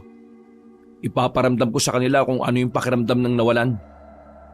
Iho, tatandaan mo palagi na huwag kang magpapadala sa emosyon. Hayaan mo na munang pahupain ang tensyon. Huwag na muna kayong umatake mamaya. Palipasin niyo muna ng ilang araw. Nakakasiguro ko na pinaghahandaan din nila kayo. Lalo pat wala naman silang ideya kung sino ang gumawa nun.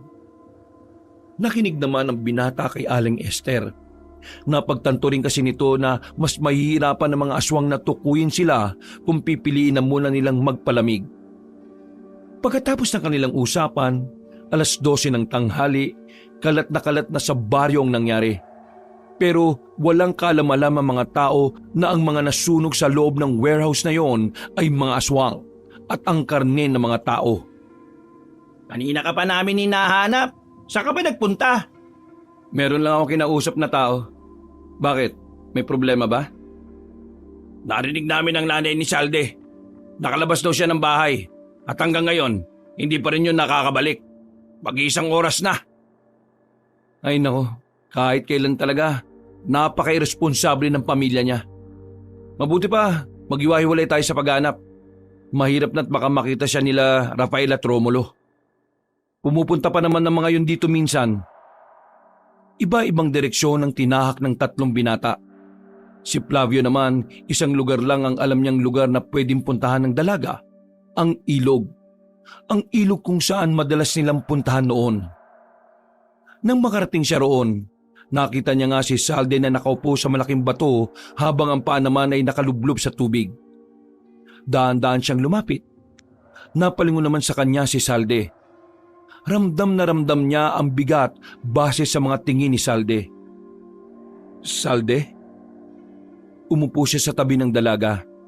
Saksi ang papalubog na araw sa perpektong senaryong yon para kay Salde. Naalala mo siguro yung sinabi ko noon. Ang sabi ko sa'yo, kapag magulo ang isip mo, kapag may dinadala kang mabigat, at kapag nasasaktan ka, pumunta ka lang sa ilog na ito at abangan mo ang paglubog ng araw. Hindi man mawala ng tuluyan ang lahat ng bigat, pero kahit na papaano mababawasan ng kaunti. Salde, alam mo bang dito ka rin madalas hilingin na sana magkaroon ako ng lakas ng loob para sabihin sa iyo kung gaano kita kamahal? Tumingin si Flavio sa dalaga. Napangiti siya kahit na alam naman niyang hindi tutugon ng dalaga sa kanya. Pero nagkamali siya ng kanyang iniisip. Tumingin din sa kanya ang babae at ngumiti ng malapad.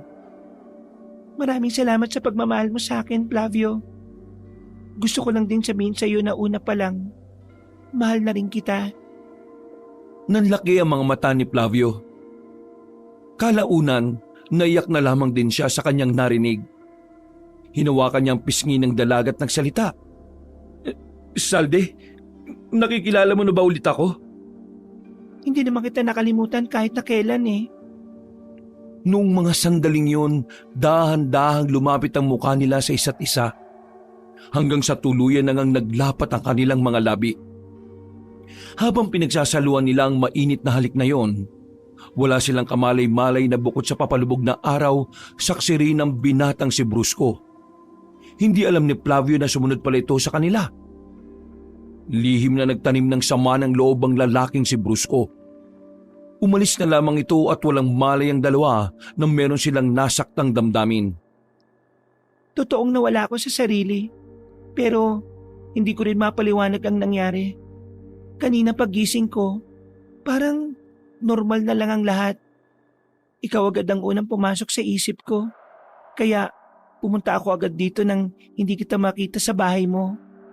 Maraming salamat dahil tinibayan at tinatagan mo, Saldi, ang iyong kalooban. Ngayong ayos ka na ulit. Kailangan mo makinig sa akin. Saldi, sinunog namin ang negosyo ni Rafael at Romulo. Isusunod na namin ang mga anak nila. Kaya naman, magiging madugo ang mga susunod na araw. Gusto ko makiusap sa'yo. Umalis ka na muna sa inyo. Sumama ka kay Aling Esther, ang matandang babae na tumulong sa akin para magkaroon ng anting-anting. Ligtas ka sa kanya. Iingatan kanya laban sa mga aswang. Pero paano ka? Paano kung mapahamak ka? Baka hindi ka na makabalik. Makakabalik ako. Pinapangako ko. Kailangan ko lang gawin ang misyon na ito. Hindi lang para sa baryong ito, kundi para na rin sa iyo, Salde. Pagbabayarin natin sila sa mga ginawa nila sa iyo. Ang kapangyarihan ng kabutihan ang magpaparusa sa kanila. Hinawakan na lamang ni Flavio ang kamay ng dalaga at muling niyakap. Matapos ang kanilang pag-uusap, hindi na nagsayang pa ng oras si Flavio. Dinala niya kaagad ang dalaga kay Aling Esther. Agad din naman itong tinanggap na matandang babae. Huwag ka mag-alala, Iha. Dati akong pumapaslang ng mga aswang. Kaya meron akong kaalaman kung paano ka poprotektahan sa kanila. Aling Esther, gusto ko ring matuto. Turuan niyo po ako kung paano ko poprotektahan ang sarili ko.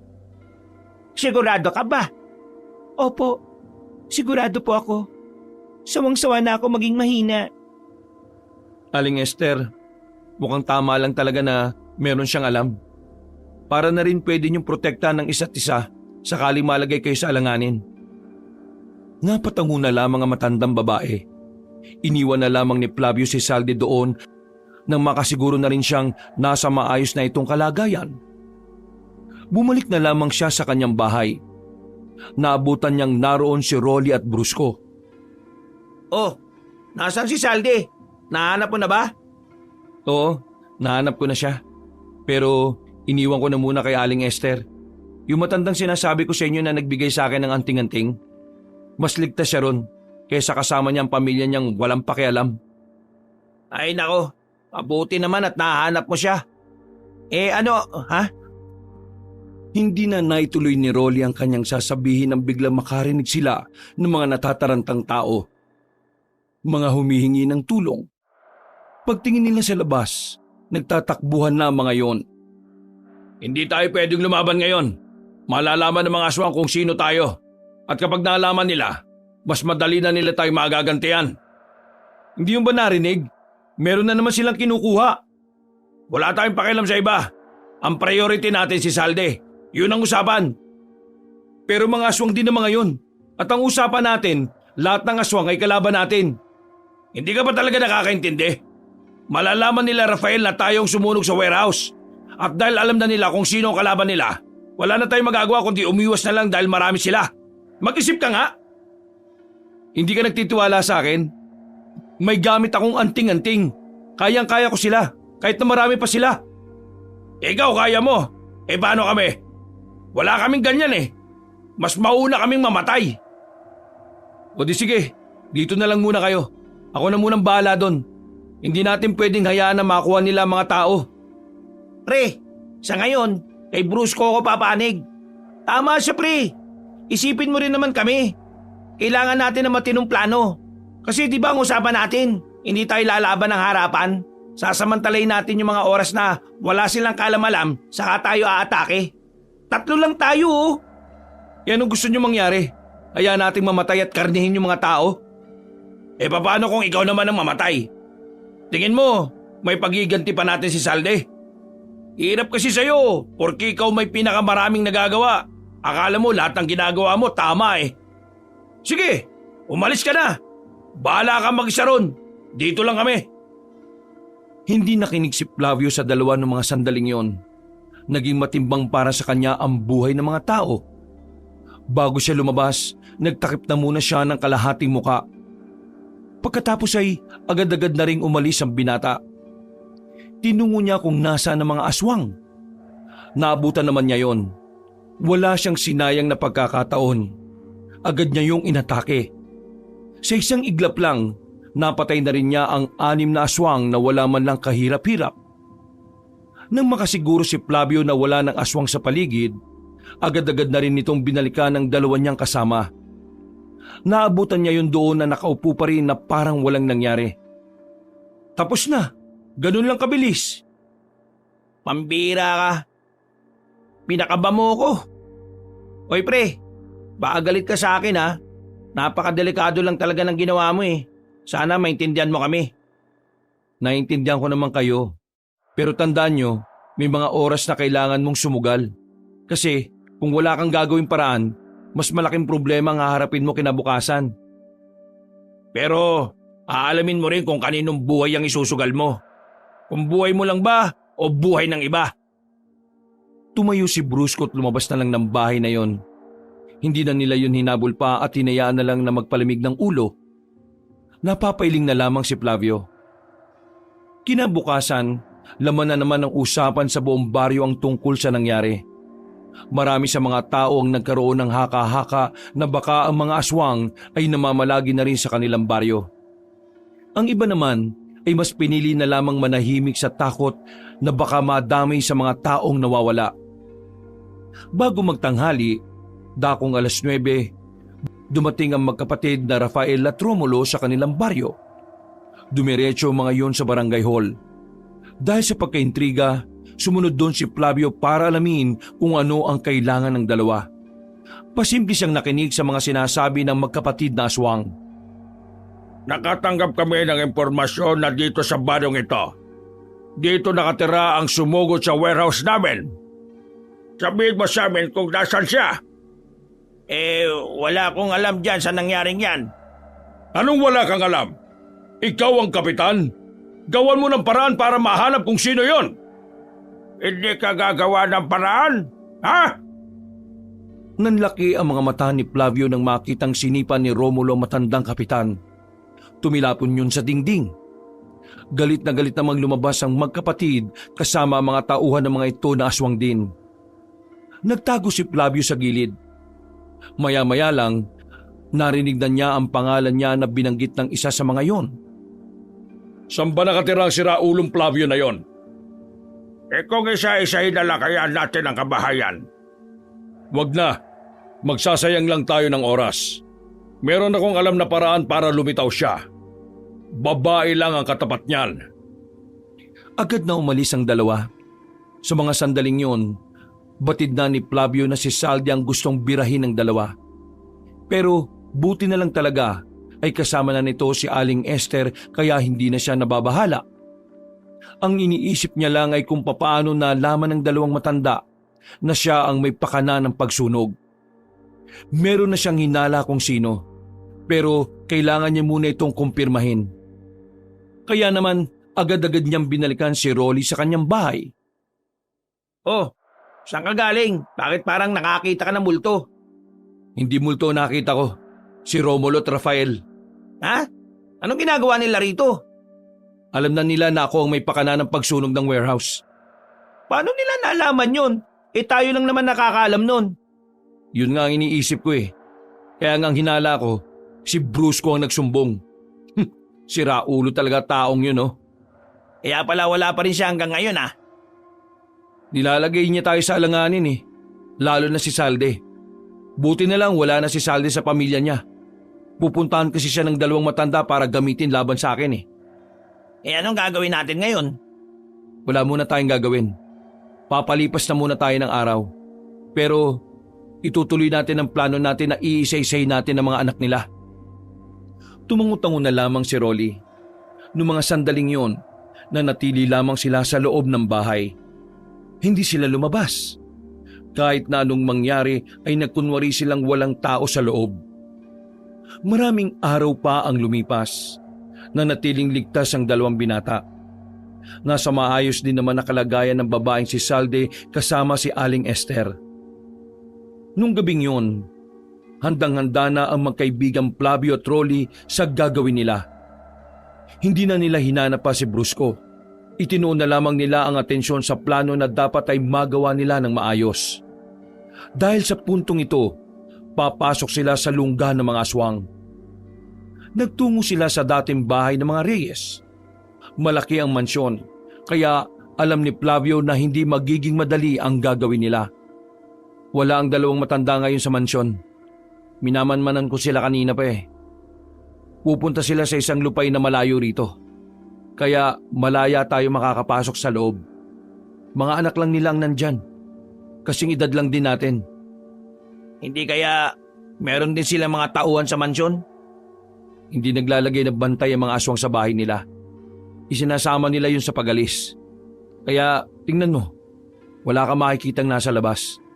Pero kailangan pa rin nating maging maingat dahil mabibilis din ang mga anak nila. Nakahanda naman ako pre, kaya walang problema sa akin.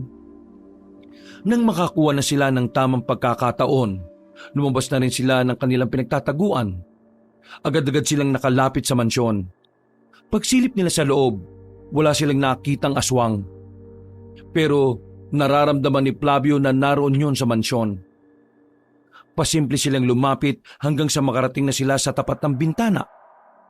Nakita nila sa dining area ang 6 na kalalakihan na ayon sa pakiramdam ng anting-anting na dala niya, lihitimong mga aswang yon. Yan na ang mga anak ni Rafael at Romulo. Nakikita mo ba yung kabilang bintana? Babatuan natin yon para doon matuon ang atensyon nila. Tapos, dito tayo sa mismong pintuan papasok. Bibiglayin natin sila sa likod. Mukhang nakakatakot yung gagawin natin pero mukhang masaya rin. Tara! Kumuha ng bato si Flavio. Binato niya ang kabilang salamin. Nang mabasag yon, agad na napatingin doon ang mga aswang sa loob. Nagmamadali naman silang pumasok ng mansyon. Nang nasa loob na sila, tinungo nila ang dining room. 2 agad ang nagawa nilang saksakin ng mahaba nilang itak. Habang ang 4 naman ay agad na nakailag. Kumusta mga aswang? Narito kami para paslangin kayo. Nagpalit na ng anyo ang mga yon.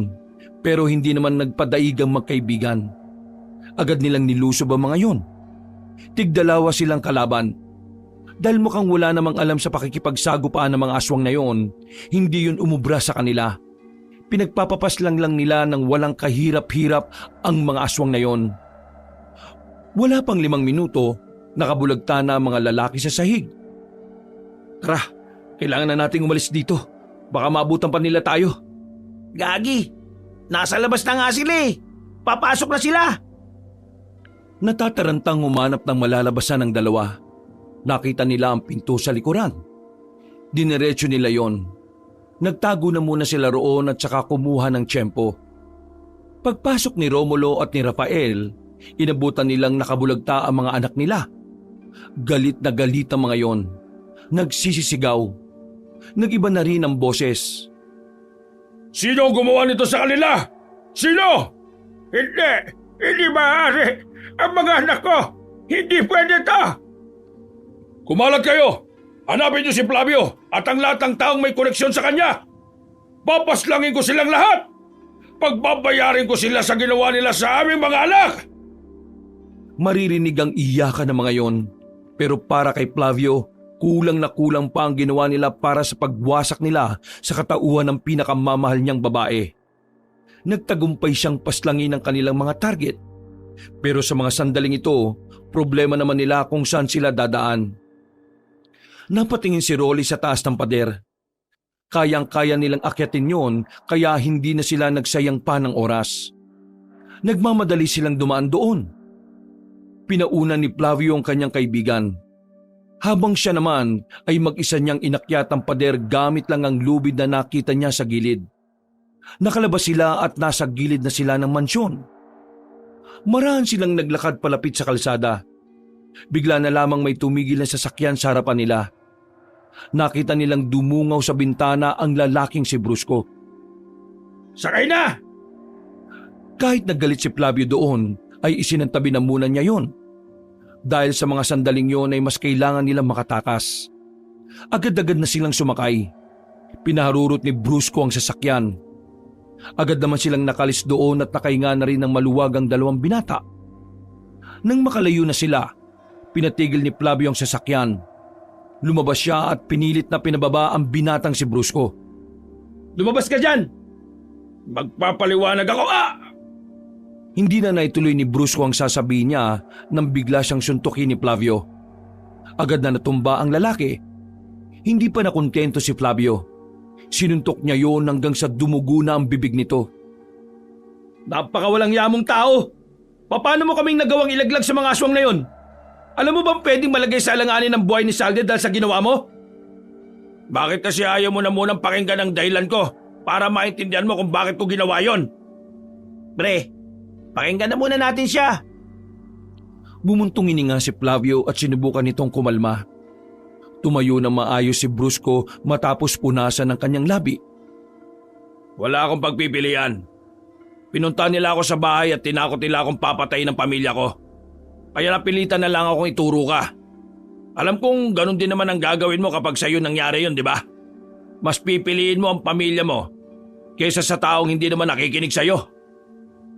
Hindi nakapagsalita si Flavio. Aminado naman siya sa sarili niya na may punto si Brusco. Kaya nga gumawa ako ng paraan para makabawi ako sa inyo eh. Buti na lang, natunugan kong dito na ang punta ninyo. Oh, yun naman pala eh. Sorry kung inilaglag kita. Wala lang talaga akong choice eh. Ikaw, kaya mong depensa ng sarili mo sakaling hanapin ka nila. Eh yung pamilya ko, hindi. Hindi nga nila alam na aswang ang mga pumunta sa bahay namin eh. Oo na, sige na. Pasensya ka na rin. Kaya ka galit agad sa akin kasi una pa lang wala ka ng tiwala. Pero hindi naman kita masisisi. Pero ako, ginagawa ko makakaya ko para makatulong. Para kay Salde. O ngayon malinaw na lahat. Ano nang susunod nating akbang dito? Siguradong nanggagalitin na mga aswang na yun kasi napas lang natin yung anak nila. Kailangan na muna natin magpalamig ulit. Kagaya ng una nating ginawa. Pero sa puntong ito, dapat magkakasama na tayo. Magpalipas na muna tayo ng oras dito. Bukas ng umaga, babalik tayo sa baryo. isasama na natin si Salde at si Aling Esther. Kailangan nating umalis ng baryo. Tumango na lamang ang dalawa. Pinarada nila ang sasakyan sa liblib na lugar at doon na muna sila tumambay. Nagsindi sila ng mga tuyong kahoy. Kahit papano, naging kalmado na ang kanilang kalooban. Tahimik lang silang pinapanood ng apoy. Naglalaro pa rin sa isipan ni Flavio ang nakita nilang reaksyon ni Rafael at Romulo. Batid nilang magiging madugo ang paghaharap nila dahil sa galit na naghahari sa kalooban ng dalawang matanda. Makalipas ang ilang sandali, nauna nang nakatulog si Brusco sa loob ng sasakyan. Nanatili naman ang magkaibigang Flavio at Rolly. Pre, pasensya na't nadamay ka pa sa problemang to ha. Baliw! Choice ko naman to eh.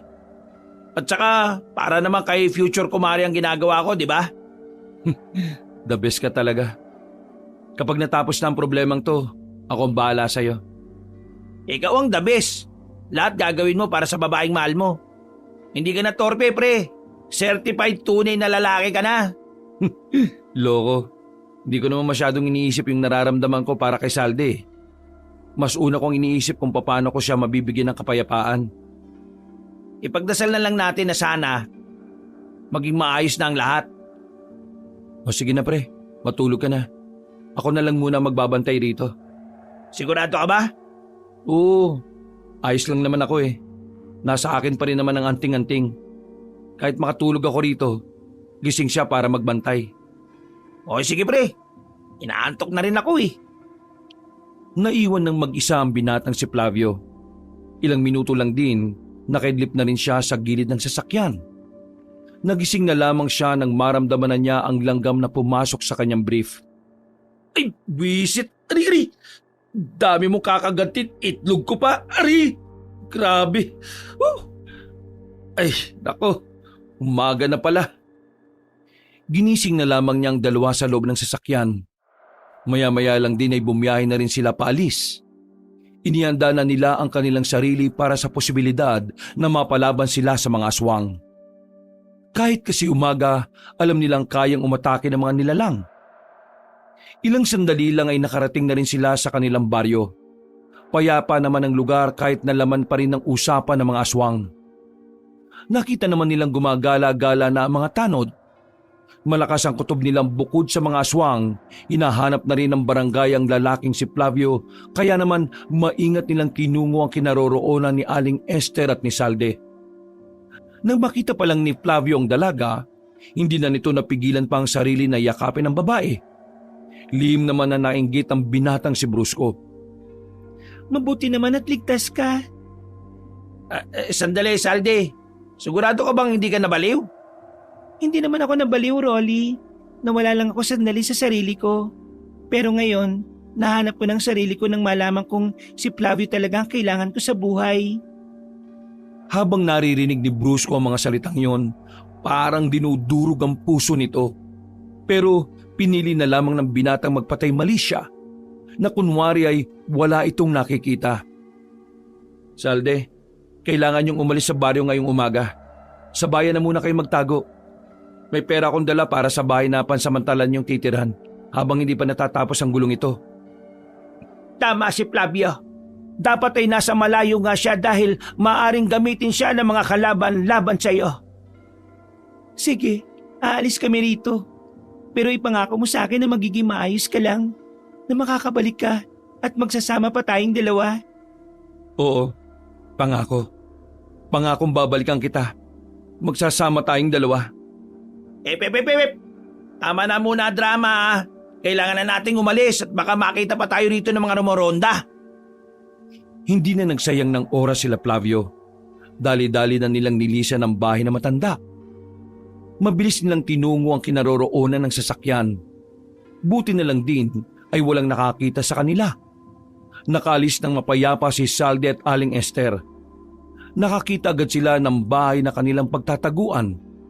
Ngayon, kailangan nang harapin nila Flavio ang tunay na laban. Bumalik na sila agad sa baryo at sa gubat na muna sila tumambay.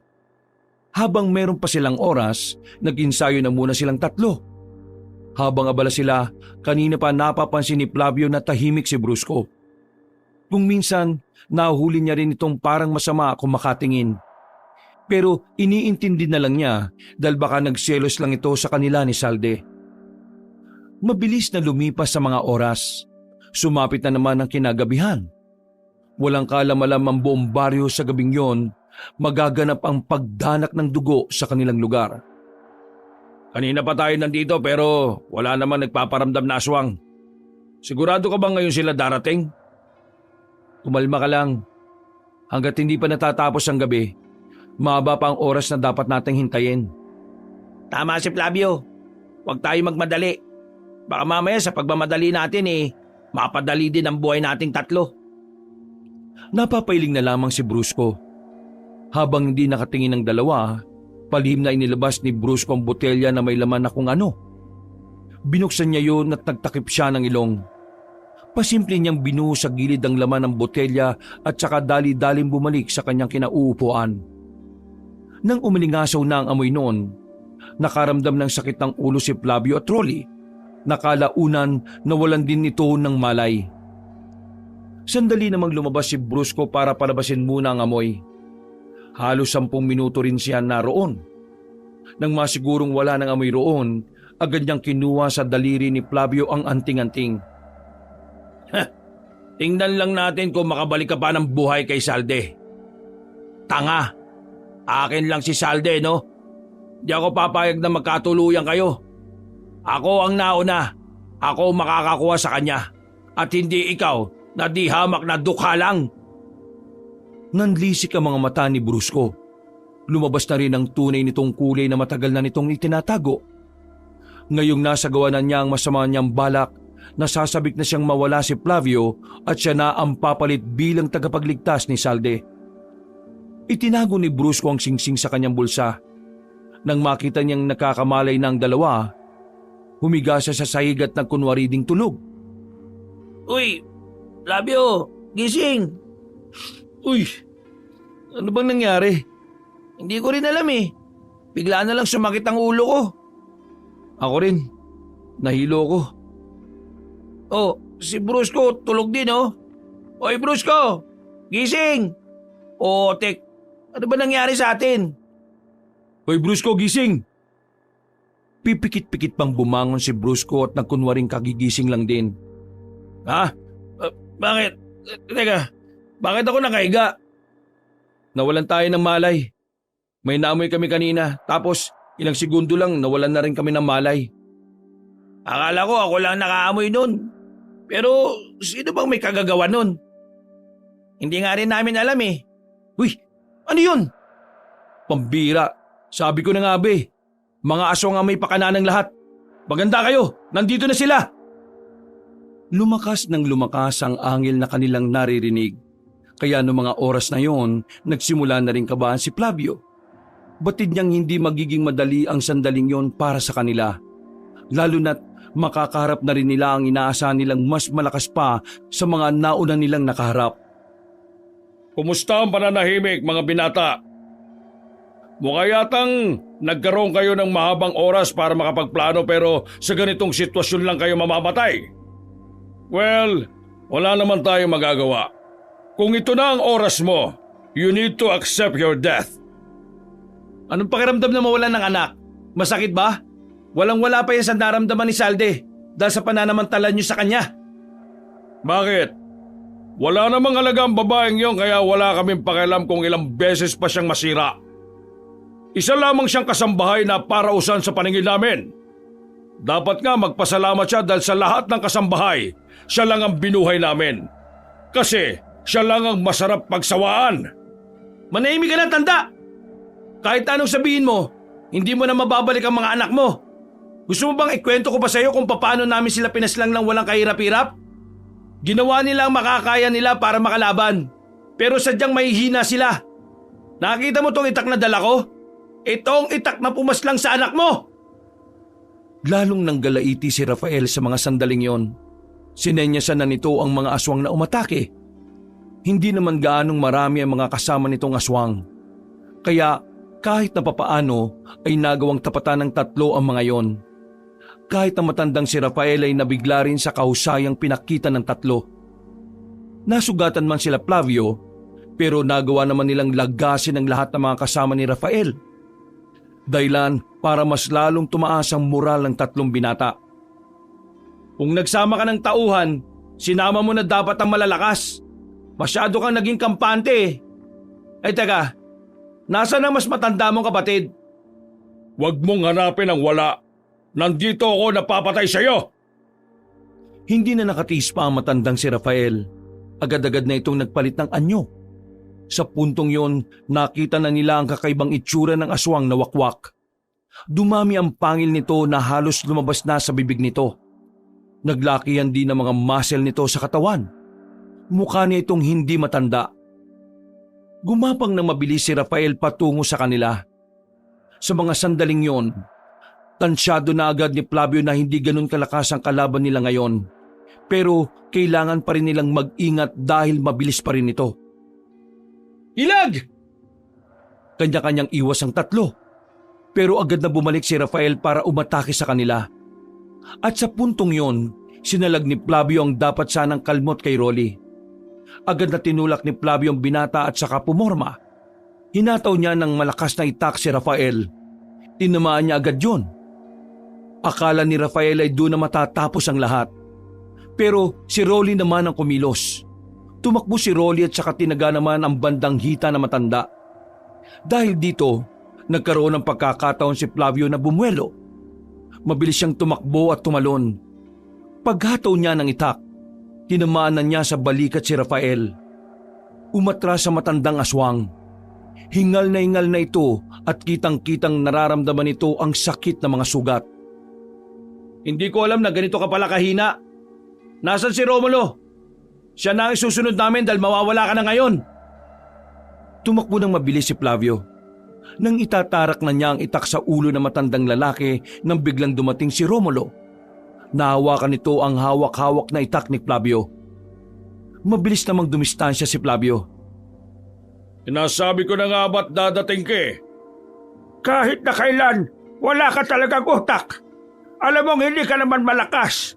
Iniwan mo pa talaga ako para masolo mga sinaulong tao na ito? Tignan mo ang nangyari sa'yo. Para kang sisiw na malapit ng mamatay. Hindi ako mamamatay. Babawian ko sila. Ipagiganti ko ang mga anak ko. Hindi mo na kayang lumaban kaya magpahinga ka na. Kuya! Wag! Nagulat si Flavio nang makitang sinaksak na ni Romulo ang kapatid nitong si Rafael gamit lang ang mahaba nitong kuko. Sarili mong kapatid, pinatay mo? Anong klaseng kapatid ka? Huwag kang magsalita na parang nagmamalasakit ka pa sa kanya. Ganyan ba talaga katanga ang mga tao? Naawa sa kalaban na gusto rin naman nilang patayin. Ha! Nakakatawa. Hindi na ako magtataka kung madali kayong maloko ng kapwa ninyo. Ngumisi si Romulo tumingin kay Brusco na kanina pa walang ginagawa. Nanonood lang yun mula ng kalabanin nila si Rafael. Ibigay mo sa akin kung ano man ang napag-usapan natin. Naglakad si Brusco palapit kay Romulo. Dinukot nito ang singsing sa bulsa at inabot yon kay Romulo. Saka lamang nakita ni Flavio na wala na pala ang anting-anting sa daliri niya. Pasensya ka na, Flavio. Pero kailangan mo nang mawala. Sagabal ka sa amin ni Salde. Hanggat buhay ka. Hindi niya ako mamahalin. Sinasabi ko na nga ba eh. Ikaw ang may kagagawan kanina kung bakit kami hinimatay. Oo, ako nga. At simula pa lang nung una, matagal ko nang binabalak na ipahama ka para masolo ko si Salde. Mabuti na lang madaling kausap itong mga aswang na to. Kaya ngayon, magpaalam ka na sa mundo. Isama mo sa hukay ang tropa mong yan. Walang anting-anting sa'yo, boy. Mauna ka na sa impyerno. Alam mo ba kung bakit walang babaeng gusto kang mahalin? Kasi bulok yung ugali mo. Kahit na ano bang sabihin nyo, mamamatay na kayo ngayong gabi. Dali-daling gumilit si Brusco. Umupo ito sa nakatumbang katawan ng puno. Maya-maya pa, nakita nilang dinurog ni Romulo ang singsing gamit lang ang kamay nito. Hindi nagtagal, nagpalit na rin ng anyo ang matanda. Umatake na ito sa kanila. Dahil walang suot na anting-anting si Flavio, mano-mano nilang tatapatan si Romulo. Ang kaso nga lang, Sobrang laki talaga ng diferensya sa kanila ng kanilang kalaban. Unang atake pa lang sa kanila, nabugbog na kagad sila. Pero mas malala ang sinapit ni Flavio. Halos magsarado na ang kaliwang mata nito. Hindi na rin ito maigalaw ang kaliwang braso dahil sa ilang beses siyang nabalibag ni Romulo. Ganun pa man, pinipilit pa rin niyang makabangon. Hawak-hawak pa rin niya ang itak na nagsisilbi niyang sandata. Kahit na hindi naman na yun umuubra. Tiningnan ni Flavio si Rolly. Sinenyasan niya yun na wag na munang tumayo para hindi na madagdagan ang bugbog nito sa katawan. Muling tumindig si Flavio. Inisip niya na lang ang dalagang si Salde. Parang nagkaroon ulit siya ng kaunting lakas. Bakit? Hindi mo ko kayang talunin kaagad? Hanggang dyan lang ba talaga ang kaya mo? Ikaw na talaga ang pinakamalakas? Sinong nagsabi na tatapusin kita kagad? Mahihirapan muna kita. Dahan-dahan kong ipaparamdam sa iyo ang paghihirap. Uunti-untiin kita hanggang sa mapagtanto mo na isang malaking pagkakamali na pinaslang mo ang mga anak ko. Nagkakamali ka, tanda.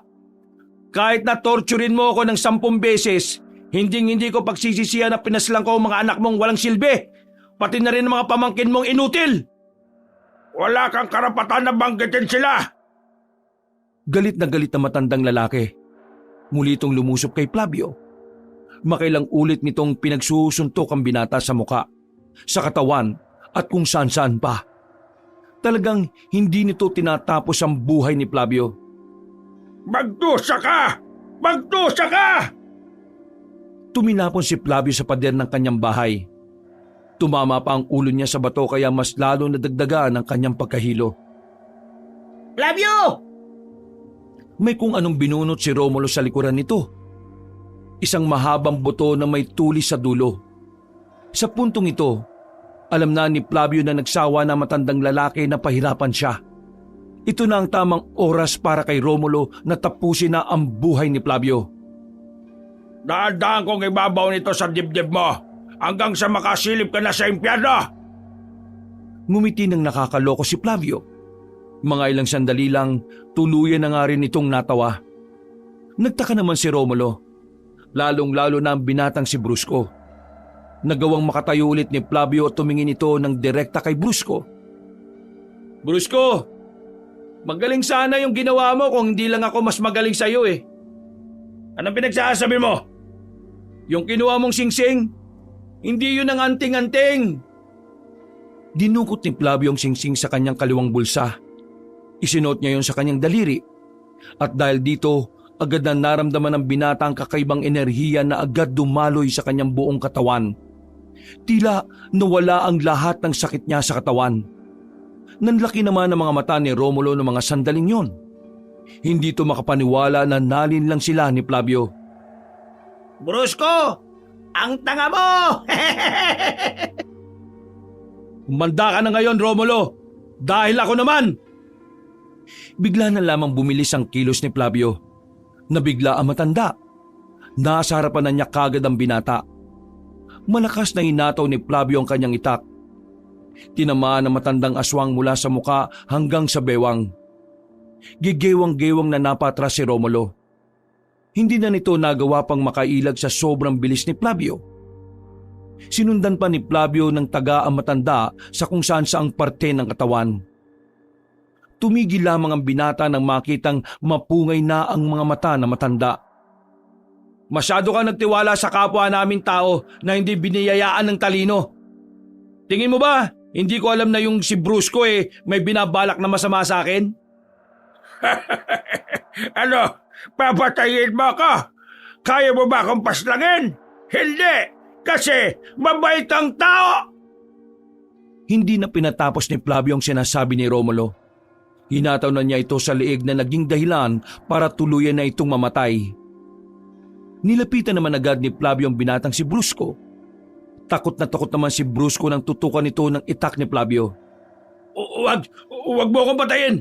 Pakiusap. Bigyan mo ako ng tsansa. Hindi ko na gagawin ang ginawa ko ngayon. Hindi ko na kayo lolokohin. Pangako. Una pa lang, alam ko nang hindi kita mapagkakatiwalaan. Pero paulit-ulit kitang binibigyan ng tsansa na patunayan sa akin na hindi ka kagaya ng iniisip ko. Pero nagkamali ako sa pag-asang magbabago ka pa. Isa kang malaking kahiyang, Brusco. Pasalamat ka! Hindi pumapas lang ng taong kaibigan kong yan. Ibinabana ni Flavio ang itak. Huminga ito ng malalim at saka isinukbit na lamang ang sandata sa kanyang tagiliran. Hindi kita tutuluyan ngayon. Pero hindi ibig sabihin nun pinapatawad na kita. Bibigyan lang kita ng tsansa na mabuhay. Pero sa susunod na may gawin ka pang masama sa kahit na sino sa mga mahal ko sa buhay, kakalimutan ko ang tao ka para lang mapas lang kita. Brusco, tandaan mo to. Walang kahit sinong babae magmamahal sa'yo kung ganyan ang ugali mo. Hindi pinipilit ang pag-ibig. Kapag ayaw sa'yo, tanggapin mo. Kasi ibig sabihin lang nun, may ibang taong nakalaan sa'yo na darating din balang araw. Patawarin niyo ako. Hindi ko na gagawin yon. Ginawa ko lang naman kasi yun kasi... Oo, magdaday lang ka pa kasasabi mo lang wala ka ng palusot. Magpasalamat ka na lang, hindi ka nilagutan ng hininga nitong si Flavio. Sige. Flavio, maraming salamat. Maraming salamat talaga. Okay, sige na. Tara na, Rolly. Iniwan na nila ang binatang si Brusco. Para namang batang humagulgol sa iyak si Brusco dahil ang buong akala niya ay mawawala na siya sa mundo. Nang matalo na nila ang mga aswang ay bumalik na rin sa baryo ang dalagang si Salde. Nalinis na rin nila ang kanilang pangalan sa barangay. Nalaman na rin ng lahat na ang tunay na mga aswang ay ang mga manaloto. Mula noon, unti-unti na rin nakakausat si Salde sa tulong ng pagmamahal ni Flavio. Pati na rin ang mga taong tunay na nagpapahalaga sa kanya. Hindi madaling kalimutan ang bangungot na nangyari kay Salde. Pero siniguro ni Flavio na kahit na anong mangyari, tutulungan niyang makalimot si Salde hanggang sa muli na nitong mabuo ang sarili. Hindi na rin muli pang nagamit ni Flavio ang anting-anting. Kagaya ni Aling Esther, matanda na rin ang anting-anting kaya namahinga na rin ito. Isa na lamang itong pangkaraniwang singsing na hindi pa rin tinanggal ni Flavio sa kanyang daliri. Nakapagsimula na ng bagong buhay si Flavio at Salde. Agad na nagpakasal ang dalawa makalipas lang ang 1 taon. At sa awa ng Diyos, binayayaan sila ng isang anak na babae. Napapangiti na lamang si Flavio. Hindi niya inakala na ang lahat ng paghihirap niya magbubunga ng isang masaya at malusog na pamilya. Wakas,